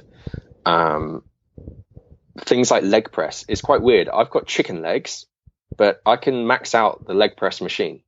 It's really bizarre. And a friend and I, my flatmate actually, who is a rugby player, he's got these massive quads, like he walks along, he's just absolutely huge. And my legs in comparison are about half the size, and yet could do double the weight on the leg press machine. I don't know why. It's really strange. Interesting. So stuff like that I want to change, and might talk to you afterwards about other exercises I could do to keep that going, where I'm not just doing the same 200 kilos every time. Yeah. It's also interesting. I did an interview recently with James Steele, PhD, who's one of the professors at Southampton Solent University, and he's done a lot of research and contributed to a lot of the research in the kind of resistance training field. Very, very intelligent and very interesting scientist. And he, we've talked about the plausibility of increased frequency. So, before I was like, no, Tom, you must not train more than once or twice a week, otherwise you're not going to get gains. But actually, it might be, and the research is suggesting that more frequency might actually be more beneficial for certain outcomes, like more muscle gain. It might be very marginal. It might be that there's very little difference between 3 times a week versus once a week. But and with you, it's slightly different. If you're doing things like calisthenics and other, acro yoga and stuff like that, I think, well, that's on pause for a bit, but certainly calisthenics is going to eat into your kind of strength reserves. So you may want to continue with once a week. But yeah, you have to. But it's. I mean, we were looking at James's kind of recommendations where if you're training to failure once every other day, most people should be able to recover from that. Obviously, there is individual variabilities. There are some people that do need a long time to repair. This is again, not everyone agrees with this. I think it's kind of an hypothesis at the moment, but really interesting. And I've been experimenting with it, and I have changed my diet somewhat, and my body composition has improved pretty markedly, I think. In terms of I've dropped body fat, I'm like 8.2% now, so I'm almost Tom Church levels. 6%, if I remember rightly. Yeah, it was. Yeah. But anyway, I digress. I want to tell the listeners right now that I'm looking at Lawrence, and he is wearing a Star Wars onesie. He's wearing his pajamas, which is it's a Star Wars suit. A Boba Fett. No, it's just like everyone's imagining right now this stacked Lawrence who's like working out, changing his nutrition. No, he's wearing a Star Wars outfit because he's a legend. That's why. I do it deliberately to make my guests feel comfortable, so I don't intimidate them. Hey, I'm in my white vest. That's good. One thing I was going to say is, I've really definitely found that going slow is much better than going fast. I'm not an expert in HIIT at all. A lot of the words just go in one ear, out the other. I can't really understand it all. But the basic premise of go slow, don't go fast, I think is definitely true. I've seen so much more gains since flipping that approach, where before I was doing standard, 8 reps, 3 sets. I was like hurling the weights around, like using my inertia of the bicep curl of like, sort of throwing them around, like an idiot in the gym. And now I've actually started going up to people in the gym when I see that, and I'm saying, hey, look, you're doing your 15 kilo bicep curl, but try it on a 5 and try going slower. And then they're like, holy crap, I can't even do 5 normally. Yeah. You slow that cadence down, it makes the exercise a lot more difficult. It's brilliant. Absolutely love it. And I guess one thing, you did a podcast recently, I've forgotten the guest's name, forgive me, where he talked about, again, everyone's different. There's a lot of genetics that make up this. And he explained that some people, they might do the strength-based workout and they might reach failure, but their heart rate won't go up. And other people, their heart rate will be pumping, but they might not even get close to reaching failure. I'm definitely in the camp of where I could reach failure. My body's shaking.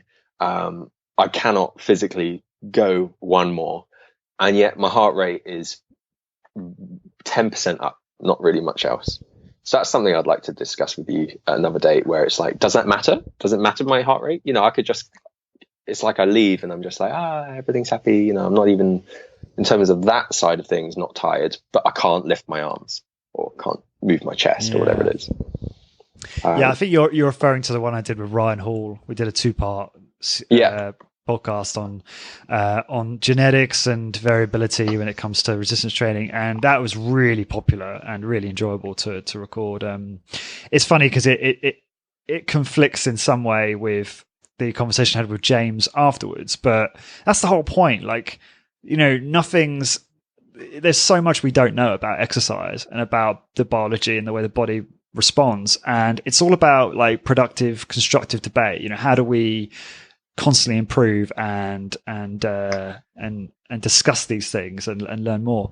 But no, going back to cadence, I agree completely, obviously, that if you're moving fast for your exercise, not only are they seem easier, but they're quite dangerous because you increase the risk if you're moving explosively when you're lifting weights and moving resistance. And it's not necessarily important, I've realized, to measure cadence and actually count things like time under load. I suppose only for the reason that you want to perhaps track progress. Although I know plenty of people that don't, and they've been working out for years and got very good results. They just literally aim for failure. Because what we're learning is that, the resistance, and so this is all panning out in the recent literature, is that the resistance doesn't really matter. So long as you're actually training to muscular failure, you're still going to get the same results in terms of like muscle gain. Now, obviously, if you're using a lightweight to go to failure, it's far more uncomfortable because it takes a lot longer to get there. So you feel that discomfort for a long period of time, so it makes it less efficient, which isn't that attractive to certainly not to me and not to a lot of other people. But the other benefit of I guess a slow cadence is having those slow. The important thing is it's about having those slow turnarounds. So when you're first coming out of the gate, it's really having a slow turnaround there, and then having a slow turnaround at the other end.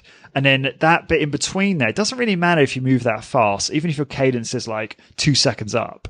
That's fine, so long as you're having smooth turnarounds, because that's eliminating momentum, decreasing risk of injury, and just making the exercise far more productive. So you probably weren't expecting me to say that on this podcast. And no, about that was wondering whether anyone that you've spoken to uses this approach with hoops, because that's something that I really love and enjoy doing. So I'm hoping that's the right word, hoops, where you just rings. Sorry, okay, rings, and you do the gymnast kind of stuff, like trying to hold yourself in a plank, going upside down, going up and down. And I love doing that. I find it really hard in a good way. I was wondering whether anyone talks about using rings. Yeah. I mean, it's just the concepts, the same principles apply. I mean, you know, you can, I mean, if you're doing rings and you're doing kind of chin ups and rings, then obviously it's the same as chin upping on a normal bar. But if you're doing things like muscle ups and more kind of, I guess, advanced exercises, then that's not something I know a great deal about. Ted Naiman, who I had on the podcast about a month ago, he's a high intensity training advocate and does kind of one set to failure almost daily, actually. Like across he does lots of body weight exercises on like TRX and stuff like that. And there's an Instagram video of him doing a muscle up, and he does it quite slowly as well. And he's not yoked. He's not huge. He's a very lean guy, and it just shows that, you know, you don't need to be big and muscular to do a muscle up. It's a lot of it's just skill acquisition. I'll put the link to the Instagram do in the show notes, and I'll send it to you as well. Cool. Okay. So anything further you want to add to that, or do you want to sort of move on to some other things I wanted to ask you? Let's move on. Cool. Okay. Talk about bloody resistance training forever. I've realized this has become like a medley of like all sorts of random crap that we're talking about. I certainly hope it's enjoyable for the listeners. Okay, so I want to ask you some stuff about time management. What does the first 90 minutes of your day look like? Do you have a sort of a launch sequence or routine that you follow? Yeah, definitely. So I tend to wake up between 5:30 and 6:30. I get up, depending on the weather. If it's cold, I'll have a shower at home, then go downstairs, and my breakfast will usually be 2 eggs and salad. If not, it might be just Greek yogurt. Then I cycle to work, which is 9 kilometers, which takes about 35 minutes. I get to work. If it's a hot ride, I'll have a cold shower at work. And then when I'm at work, I'll have my coffee and go on from there. Very simple routine. Yeah, every day. Weekends is obviously different. So you don't tend to journal in the mornings or anything like that, or meditate, stuff like that? No. Okay, no problem. I do keep a journal, and I do that occasionally, usually in the evenings before bed. Yeah.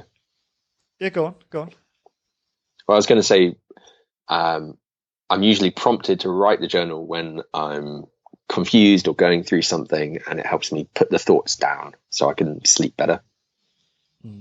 That's a good idea. You're the one that got me into checklists and got me reading Atul Gawande, the Checklist Manifesto, which could probably be summarized in one page or a blog post. I think we both agreed on. But it's a great concept, a simple concept that I've applied to a lot of areas of my life, keeping checklists for tasks that I do repetitively.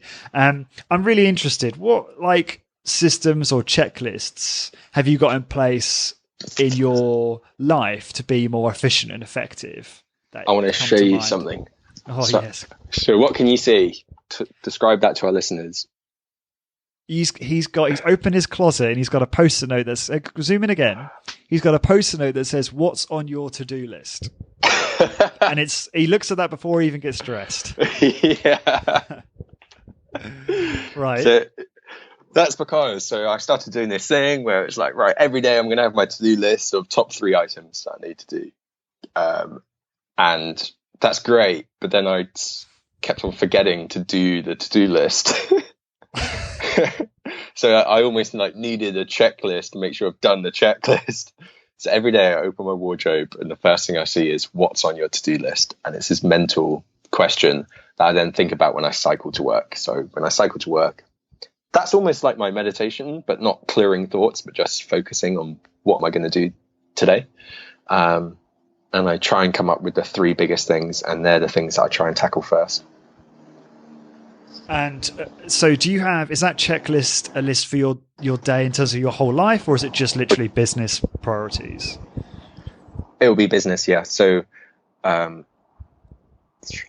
it's a little bit different, but for the business, I have a long checklist. Let's say it's about 40 items long of stuff that has to be done every day. But that's more the system of the business. So like in order for Latest Deals to keep growing and function, these 40 things have to be done every day. So there's that checklist, which is definitely more on checklist manifesto side of things, where it's like just making sure everything runs smoothly, that it's functioning, that nothing's being forgotten. But the top 3 items is more this higher level, kind of strategy kind of checklist ideas. Like, how can I make Latest Deals grow today? Well, I'm going to experiment with this thing, and this thing. Right. Okay. So that longer list of like 40 things, that checklist, do you actually tick those off every single day? Yeah. And at the bottom of it, I even sign it as like this psychological thing, like Tom has done this, signature. Yeah. And you actually print it out, don't you? You have it. Yeah, I print it out. And the hope is that one day, I'm just getting my charger.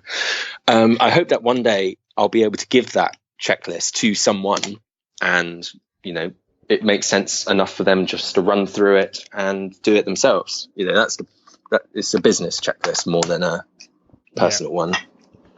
Yeah. So and that's a great point. So when you create checklists for yourself to do different activities in your business that are important, when you hire people further down the line, you can give them that, and they can use that to know exactly what they need to do without actually having you tell them it all the time. So and it just speeds things up. It's what good businesses do. They have all their systems. Absolutely. And what you actually will, so those 40 things, are they to achieve? To me, that's like, bloody hell, that's a lot of things that you have to do every day. I mean, I imagine some of those are really, probably take like 5 minutes. But is there ever days where you don't achieve all 40? Yes. And that's me being naughty. I guess that's one of the faults of being your own boss, where I tried to fix this by putting the signature thing, where I look back and it's like, God damn it, I didn't sign it on Wednesday, shame on me. So you have to, unfortunately with checklists, like, you are your own punishment if it's for yourself. But if your boss has set it, then you don't really have a choice, because it's like, well, if you don't do it, you're fired. But yeah, some stuff is short, like make sure I've done my schedule with my social media posts. There's sort of these places I go to look for the deals, and it's sort of like tick, tick, tick. Have I been to these 5 places? Other things are bigger. So every day I try and write a press release. So that's an article for the media. Other things might be SEO research. So just checking our rankings and making sure that's all okay. Things like that. Cool. Interesting. Now, I've become quite obsessed. Well, I've always been obsessed with organizational systems. Like a lot of people, when they hear that, they think getting things done. It's a book written by David Allen. Systems that you have in your life to organize all of your life, I suppose. And I tried getting things done, but I didn't like the whole system, because, and I won't describe the whole thing because I'll be talking for ages, but and I'll let people explore that. But I didn't like it because it became quite inefficient, and you end up getting quite tired and I guess decision fatigued, making lots of decisions all day long, because the whole concept is whenever you have a thought or an idea, or I've got to do that thing, I've got to send that letter or whatever, you write it on a list, so you have an in tray, and then at the end of that day or every 2 days or whatever frequency works for you, you sort that list. So you go through like a workflow, so you'll either discard, calendar that item, or just do it if it takes less than 2 minutes. So you have rules. But I found that I was just doing a lot of unimportant shit when I did that. So I still have that concept, but I'm playing around with different organization systems that work for me. And I wondered, what do you have in place like that? Like, do you have anything like that in your life that you use to kind of organize yourself?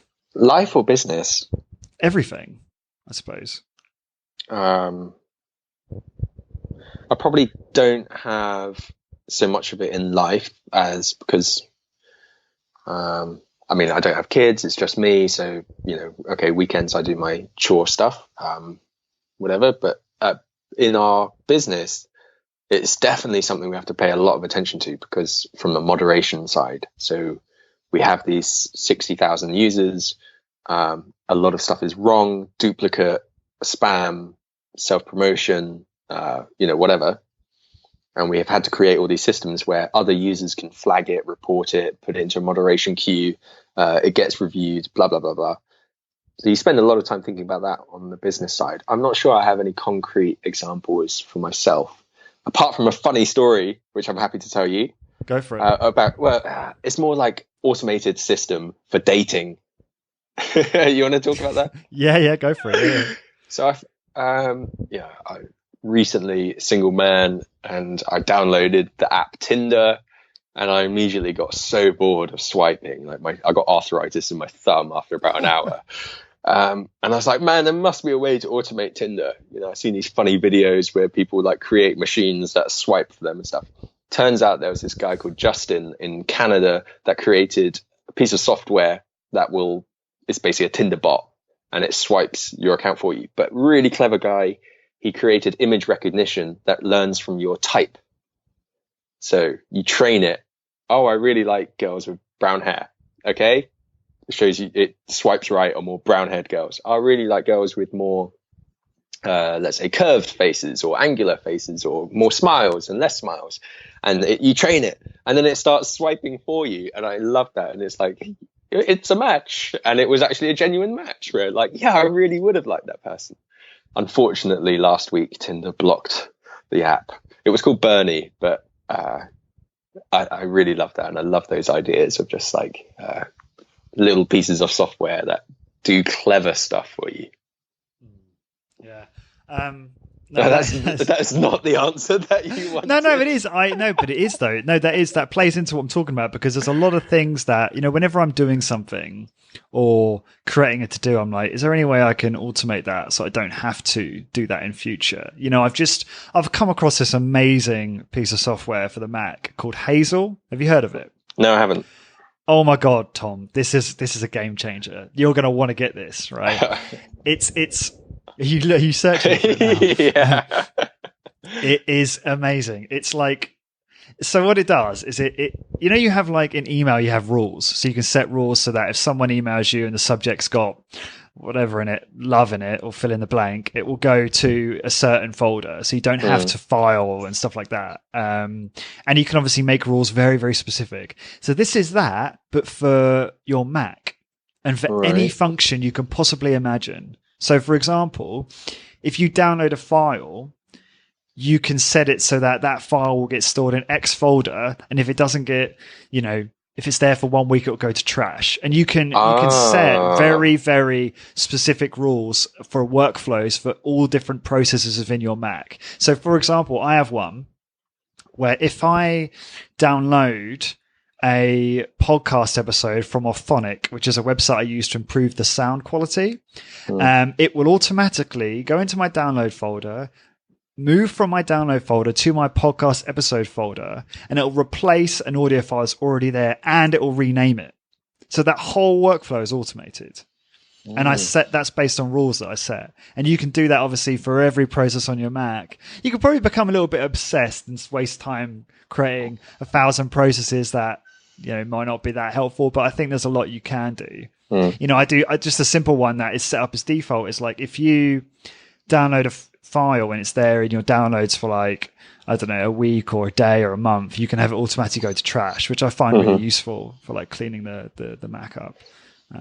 Another thing you might like, similar vein, is called Workflow on Apple iOS. It's an app that Apple recently bought called Workflow, and it's kind of like the if this then that, but for all the apps on your phone.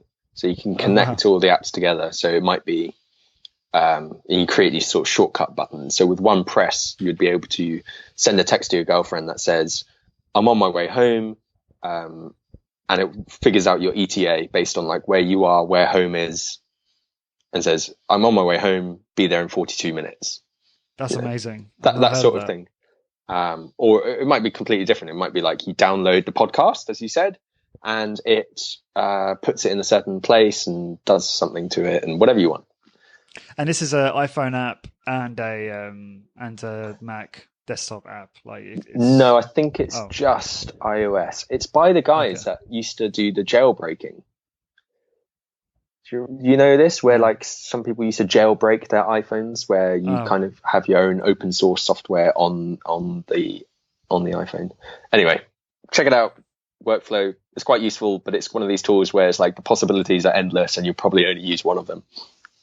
Right. Okay. Cool. Are you? I'm. I guess going on from like I think 4-hour work week probably inspired this, but the whole idea of batching tasks. So batching like things that you do regularly that you might do. So, for instance, take laundry as an example, or washing, whether you're the UK listener or American. You might do washing sort of several times a week, and whenever you actually go to do your washing, there's like a setup fee in doing that in terms of like attention and time and what have you. Whereas if you batch it all together, say once a week or once every 2 weeks, you become more productive because you're wasting less time on that time and resource on that setup part. And that same thing can apply to email and various other activities that are quite repetitive in your life. Is that something that you use? Do you batch certain things in your life? Are you conscious of that type of stuff?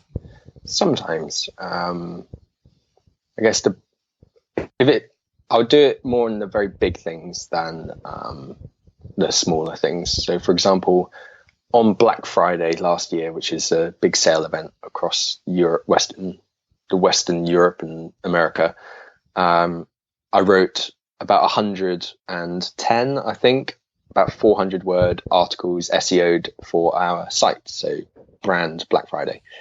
And I will batch that all together. So I wrote all of that in about a week, where it's like 10 articles a day. That's quite a lot of writing every day for about 10 days. I'll do things like that. So stuff which is monotonous and boring but has to be done, I'll push together rather than spread it out. For household stuff like laundry, I don't really care. Fair enough. Yeah. Just very interesting. I'm interested in every aspect of Tom's life, so I ask all these random What's questions. This podcast turned into? We're talking about laundry. It's productivity, Tom. Productivity.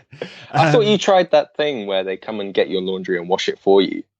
I did. So that was when I was in living in London. I did ZipJet, which they collect your shirt. So ZipJet collect shirts and suits, and they will wash and iron and dry clean and send back to your door. So they'll collect and return. And it was incredibly efficient service. But I found a cheaper alternative right next to my office. So it made sense because we had a wardrobe in the office, which was actually for like client jackets and things like that. And I basically took it over with all of my clothes. and I just have all my shirt. I had like 10 shirts in there. Lawrence the Hermit. Yeah. People thought I was like living in the office. I just could, because the dry cleaners was right next to the office or right near the office. It just made sense to do that. I didn't really require ZipJet anymore, but I think if you're, you have various offices or you're traveling a lot, a service like ZipJet, which I'm sure exists in different forms all over the world now, probably. You know what? The best people to ask about this, I reckon, are mums. Mums with big families. So we got some in our community, and let's say it's a single mum. She's got 5 kids.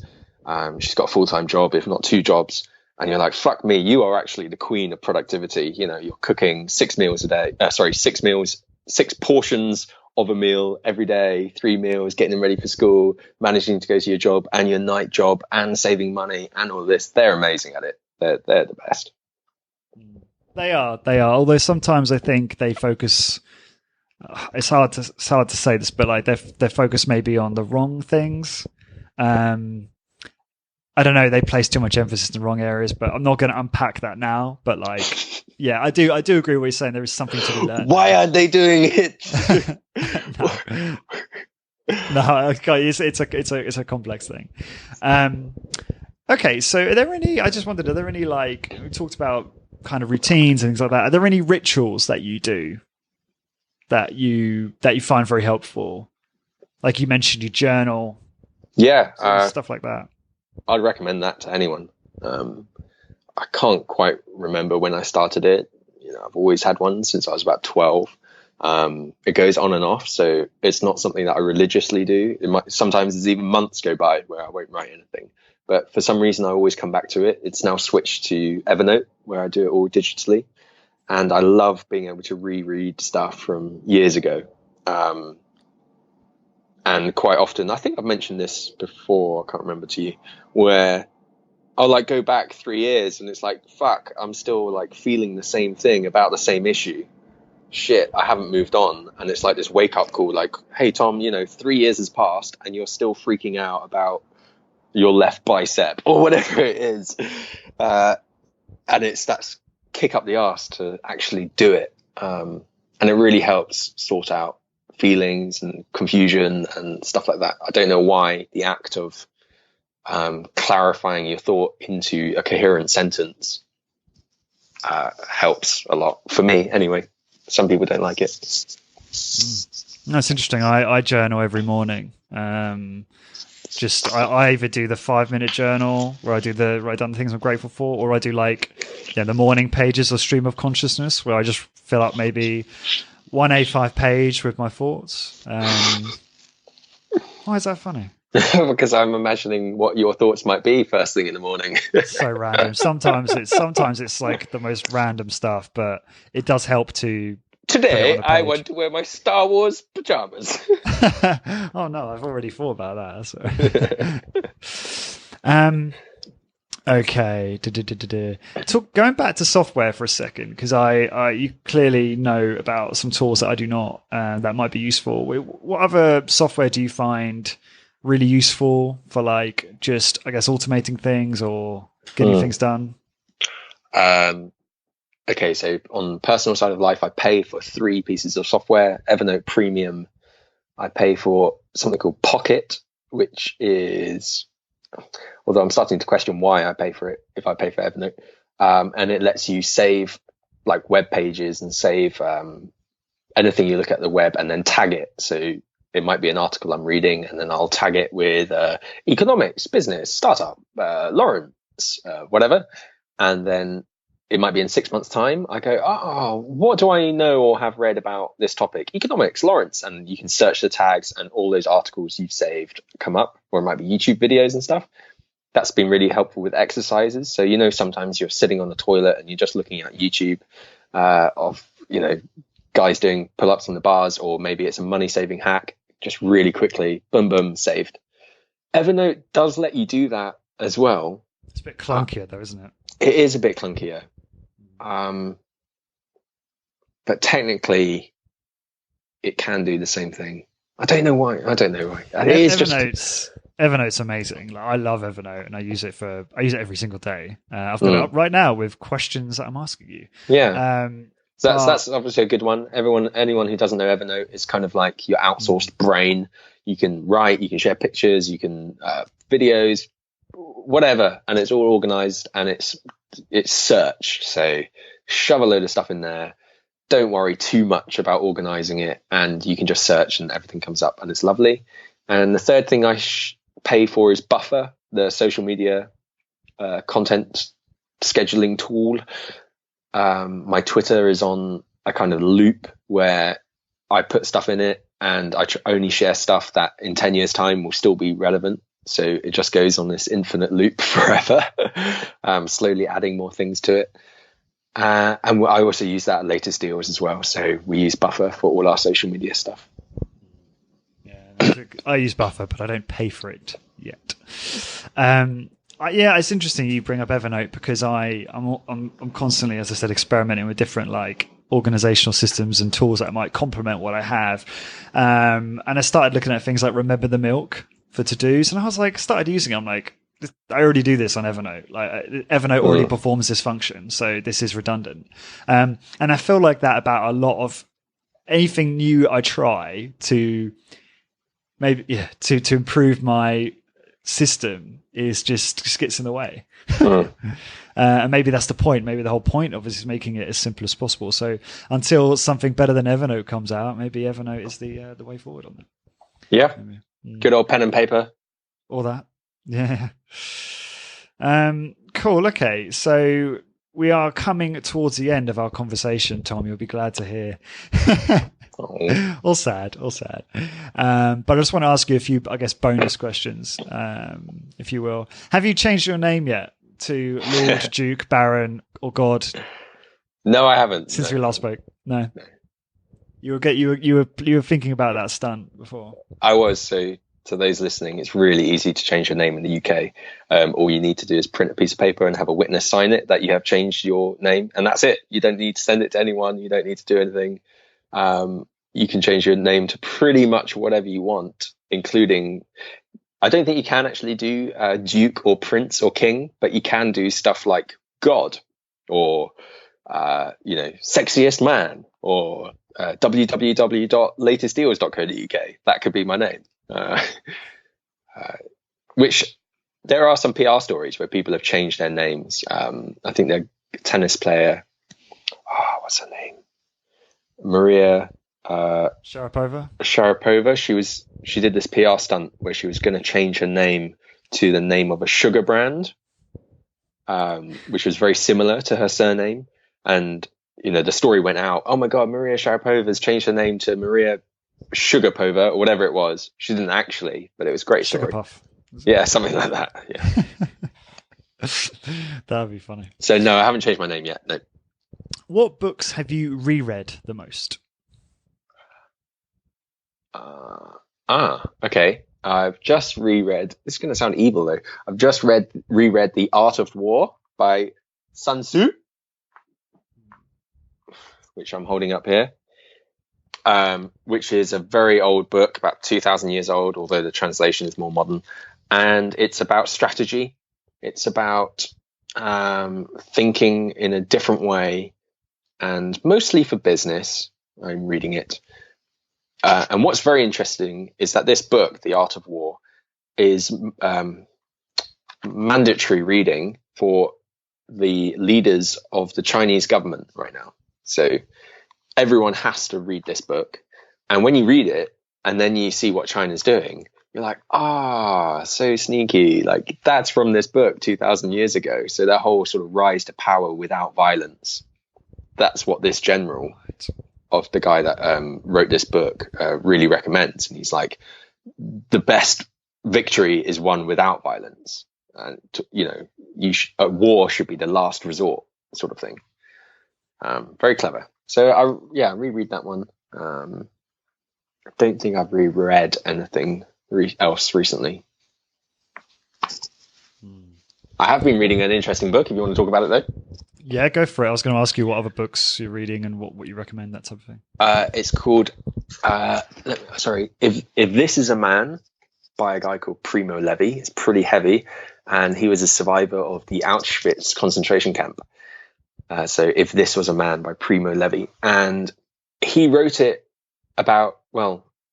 very soon after his experience, which is interesting because then it's probably more accurate. And he writes about it in a very factual way. So he's not using adjectives like, this was the most terrible thing ever known to man. He just talks like, this is what happened every day. And it's really clever where some of the tactics that they used to survive, and also brutal. So he's like, we arrived on a train, there were 500 of us. By day 2, there were only 50 of us. And it's like, wow. Boom. That's pretty awful. And one thing I found quite fascinating is that I'd always thought with the victory in World War II, and you imagine everyone in Auschwitz got liberated, I'd always imagine like this big army rolls in, they help all the survivors and happy days. What actually happened was that the German prison guards just left because they were being bombed, and they just vanished and left everyone to die. About a week later to 2 weeks later, sort of 1 or 2 Russian soldiers turn up, and they look around and they're like, we have no fucking idea like what's going on here. They just see dead bodies everywhere, and then they leave. And then sort of a week later, so 3 weeks have gone by supposedly for liberation, you're still starving, and a boy arrives with a cart full of like bread, and they get to eat their first thing of bread. And the people who don't think about it they eat too much and then they die. Because if you've been starving and you eat too much, your body can't take it and then you die. So like, it's like you've been liberated and then you die. And then so half the book is about inside Auschwitz. Half the book is just trying to get home after Auschwitz. Like, it took about 2 years for this guy to get home. And it's crazy.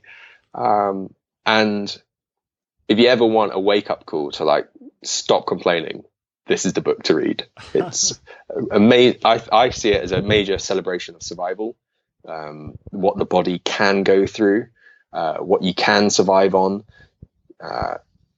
And it's also, of course, a very sad and shocking story.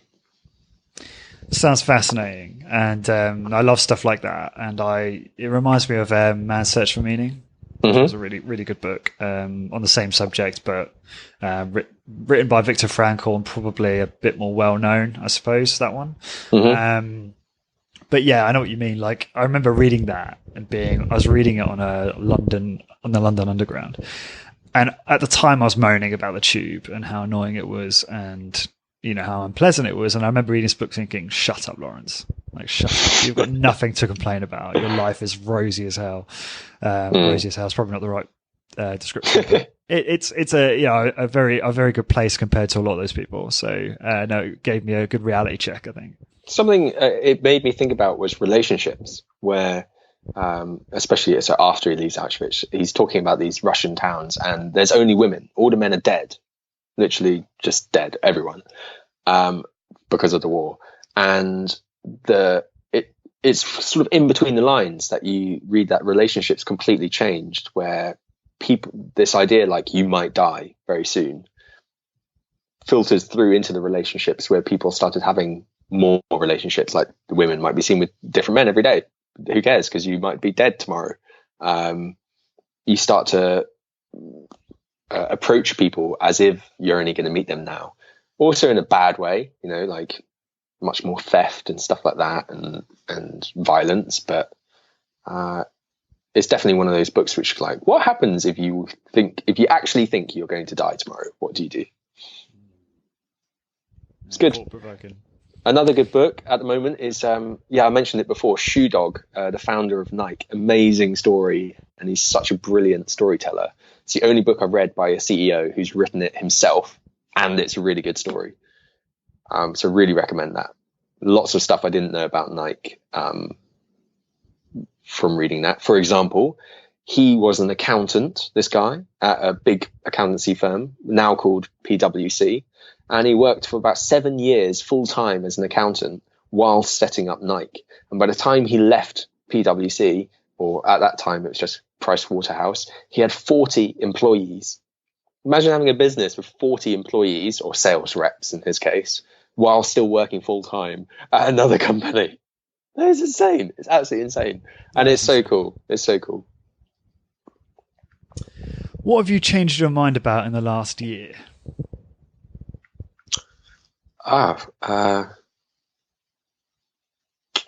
it ask me another one and I'll come back to that? Yeah, I was going to suggest surprise you with that. In the last 5 years, when have you felt the most successful? Most successful. I don't know whether I do feel successful, but I feel like most happy with what I am doing now. So, like, hand on heart, I can say I love what I'm doing. I'm glad I've made the tough choices to enable me to do what I'm doing. With latest deals, I wouldn't be doing anything else right now. And so I think there's like this inner success, which is like, yes, I'm actually doing what I've always wanted to do.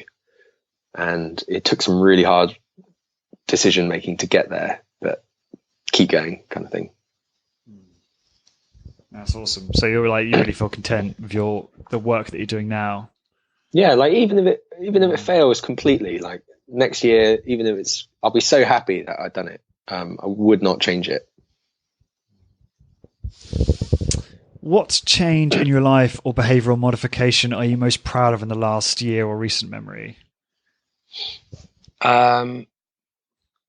It's probably going to be this idea of trying new things, going out into new groups, experimenting, pushing oneself, which I've got to give her credit, was a lot to do with my past partner, just pushing me to do these things. She was much more confident in terms of just, hey, how's it going? Can I join your group? Kind of thing.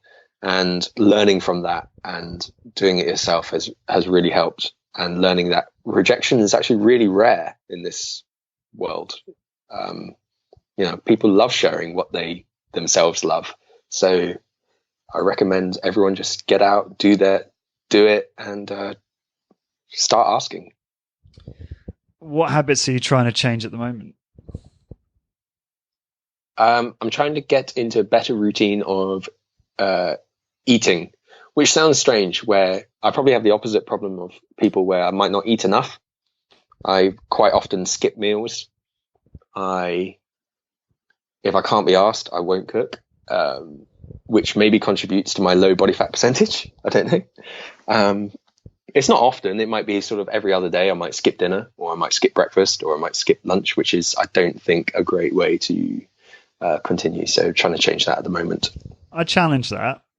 I would have to disagree with you, I think. Assuming that your other meals are providing you with enough, I guess, calories and protein and fat and kind of, I guess, the micronutrients you need. It's no issue in skipping a meal. And if anything, that could be more beneficial, I think, for health and longevity. I mean, I've actually moved over to that. So I now have 2 meals a day, 2 large meals. Genuinely of typically the largest macronutrient is just like, protein. It's just a big piece of meat or chicken or something like that. Typically red meat though, which those listening, if they may have listened to already, it's been very much inspired by Art Devaney, who's a kind of a guy within the kind of paleo movement, who's very interesting researcher. I'll say researcher. He's more of a I don't know how to define him actually. He's just I guess a thought leader in that space, but has a background in economics and very intelligent and very good at kind of reviewing the literature. But more recently, I interviewed a guy called Dr. Sean Baker, who we were talking about, who's a zero carb, carnivorous, 50-year-old world record holder athlete. Fascinating bloke. And he's kind of inspired me to, I guess, experiment with eating, more animal protein and making that like literally just sometimes having just meals where it's like two steaks, and that's the meal and that's it. And actually vegetables might not be as important as we think they are, which is highly controversial thing to say, but you'll get a lot of kickback from the environmentalists, I imagine. Oh yeah, he does. He gets an enormous amount of flack for stuff like that. So no, bring it. Okay, that's good to know. That maybe it's not so bad. Yeah, if anything, by having gaps between meals, you're giving your body a break from digesting food, and it's something called it's a process called autophagy that kicks in, and autophagy is like the detoxification of your cells. So your cells begin to use waste materials and other substrate in the body to clean up, and they metabolize that to clean up, and they have that because of the break from digesting new, I guess, glucose and other substrate. They have the opportunity to do that, and that's believed to be correlated with greater longevity, better health, that type of thing. So on the same note, and also answering the question of like habits I'm trying to change, there is this long-term thing which I've started to mull over more and more, and I think it's from your podcast where a lot of people are talking about longevity in this space, and in Body by Science he describes it, isn't it better to sort of be strong and healthy right up to the moment that you die, and then boom, you're dead, not like a slow decay. And it's something that I'm quite scared about when you see elderly people who they have literally wasted away. It's quite scary to see, and I'm trying to get into the habit of like, okay, well, I'm going to do my HIIT thing once a week and just going to, measure your body and see and make sure you're not, what's the word? Atrophy, muscle atrophy. Correct. Yeah. And just maintaining it. So that's definitely something I want to start developing as like brushing your teeth. Like, I wanted to get it that automated. So I feel very passionate about this. Okay. And you're absolutely right. If you don't do intense work or resistance, something that's very similar or the same as resistance training, your muscles will atrophy as you age. And that's the big reason why you see people so unable to do basic things later on in life. You know, their muscle mass has dwindled so aggressively, and they've also gained more fat mass from the poor diets that a lot of people are eating these days, that their quality of life is shit. And you know, after 60, 70 years old, their quality of life and their physical capability is so low that it's incredibly sad to see. And unfortunately, it's ubiquitous. It's everywhere. And when you see someone who's 60, 70 plus who can sprint 100 meters or lift or squat with a heavy bar, you're like, wow, they're an outlier. And the reality is they shouldn't be. They shouldn't be an outlier. Everyone should be able to move, lift heavy things in their later years. And the only way you can foster that is by intelligent application of exercise. Doing resistance training pretty regularly, at least once a week, and eating well, eating a whole food diet, making sure you're very seldom eating junk food. And in my opinion, a high carbohydrate diet is detrimental. So eating a lower carb diet, ideally, where you're getting plenty of high quality fat and protein. And it's not that complicated, but it's just very difficult to, I think, adhere to with all of the pressures in society. You know, the fact that junk food is everywhere, and there's a lot of confusion as well. So the internet is guilty of confusing people of lots of different exercise methods. A lot of people are using, they're using like a Trojan horse method to sell things, and they'll promise stupid, like unrealistic promises to people, like you will lose fat, you will build X amount of muscle, when it's not true. And what it does is it creates a lot of confusion, and people don't really know what is the best approach to improving my health and physical capability. So yeah, that's my stance on that. I think could be a whole podcast in itself.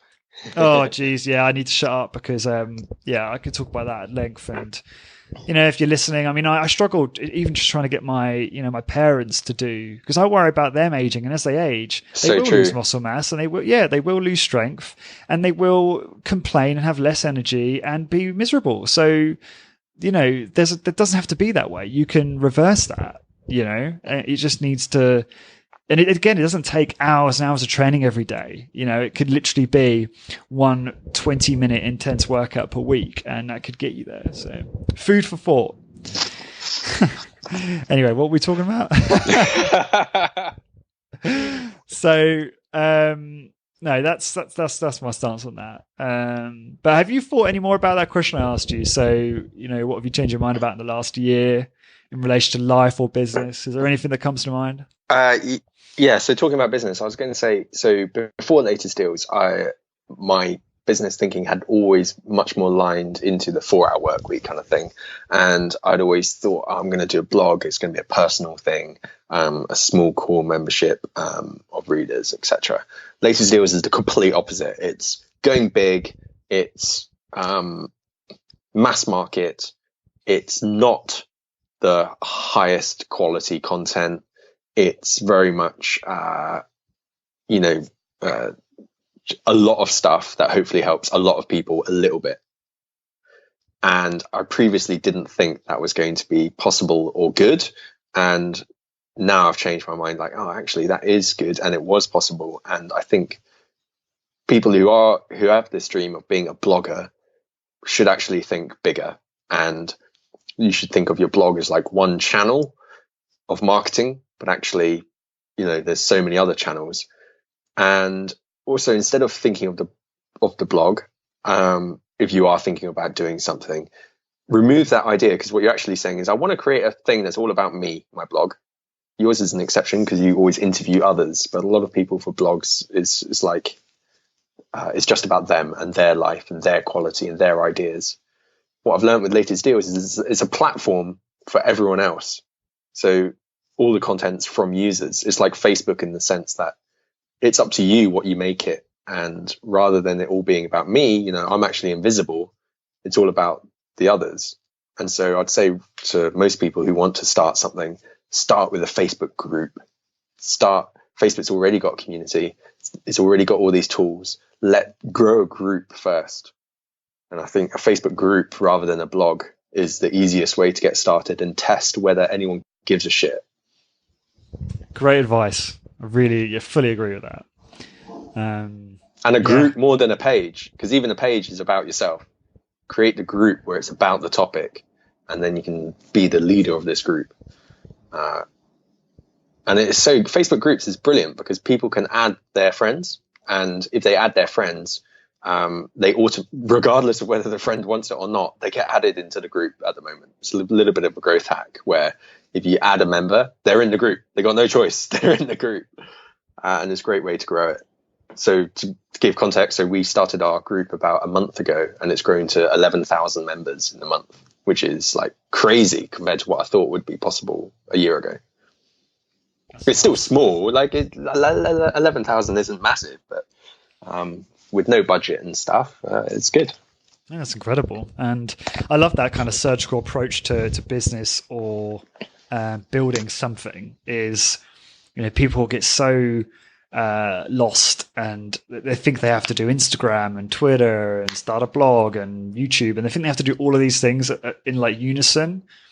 And, actually, obviously this is very context dependent, but if you just want to build an audience of people in a specific niche, then a Facebook group is literally all you need to test that, to figure out if it's going to get any traction. And then you can decide what you want to do from there, or maybe you just keep it as a group. And obviously all of this is highly dependent on what your goals are, but I just think people overcomplicate this.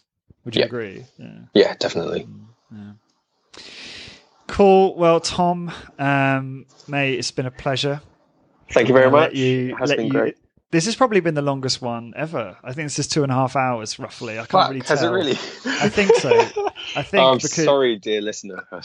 No, it's cool. I think what we'll do is we'll do an Overcast show note link for each minute again, because I think this was so varied that I'm not sure if listeners will want to listen to the whole thing. They may want to, but they can also, it'll give them the opportunity to hone in on different aspects. So anyway, to find this episode, actually first, before I do that, what's the best way for people to reach you, Tom, and contact you and find out more about what you're up to?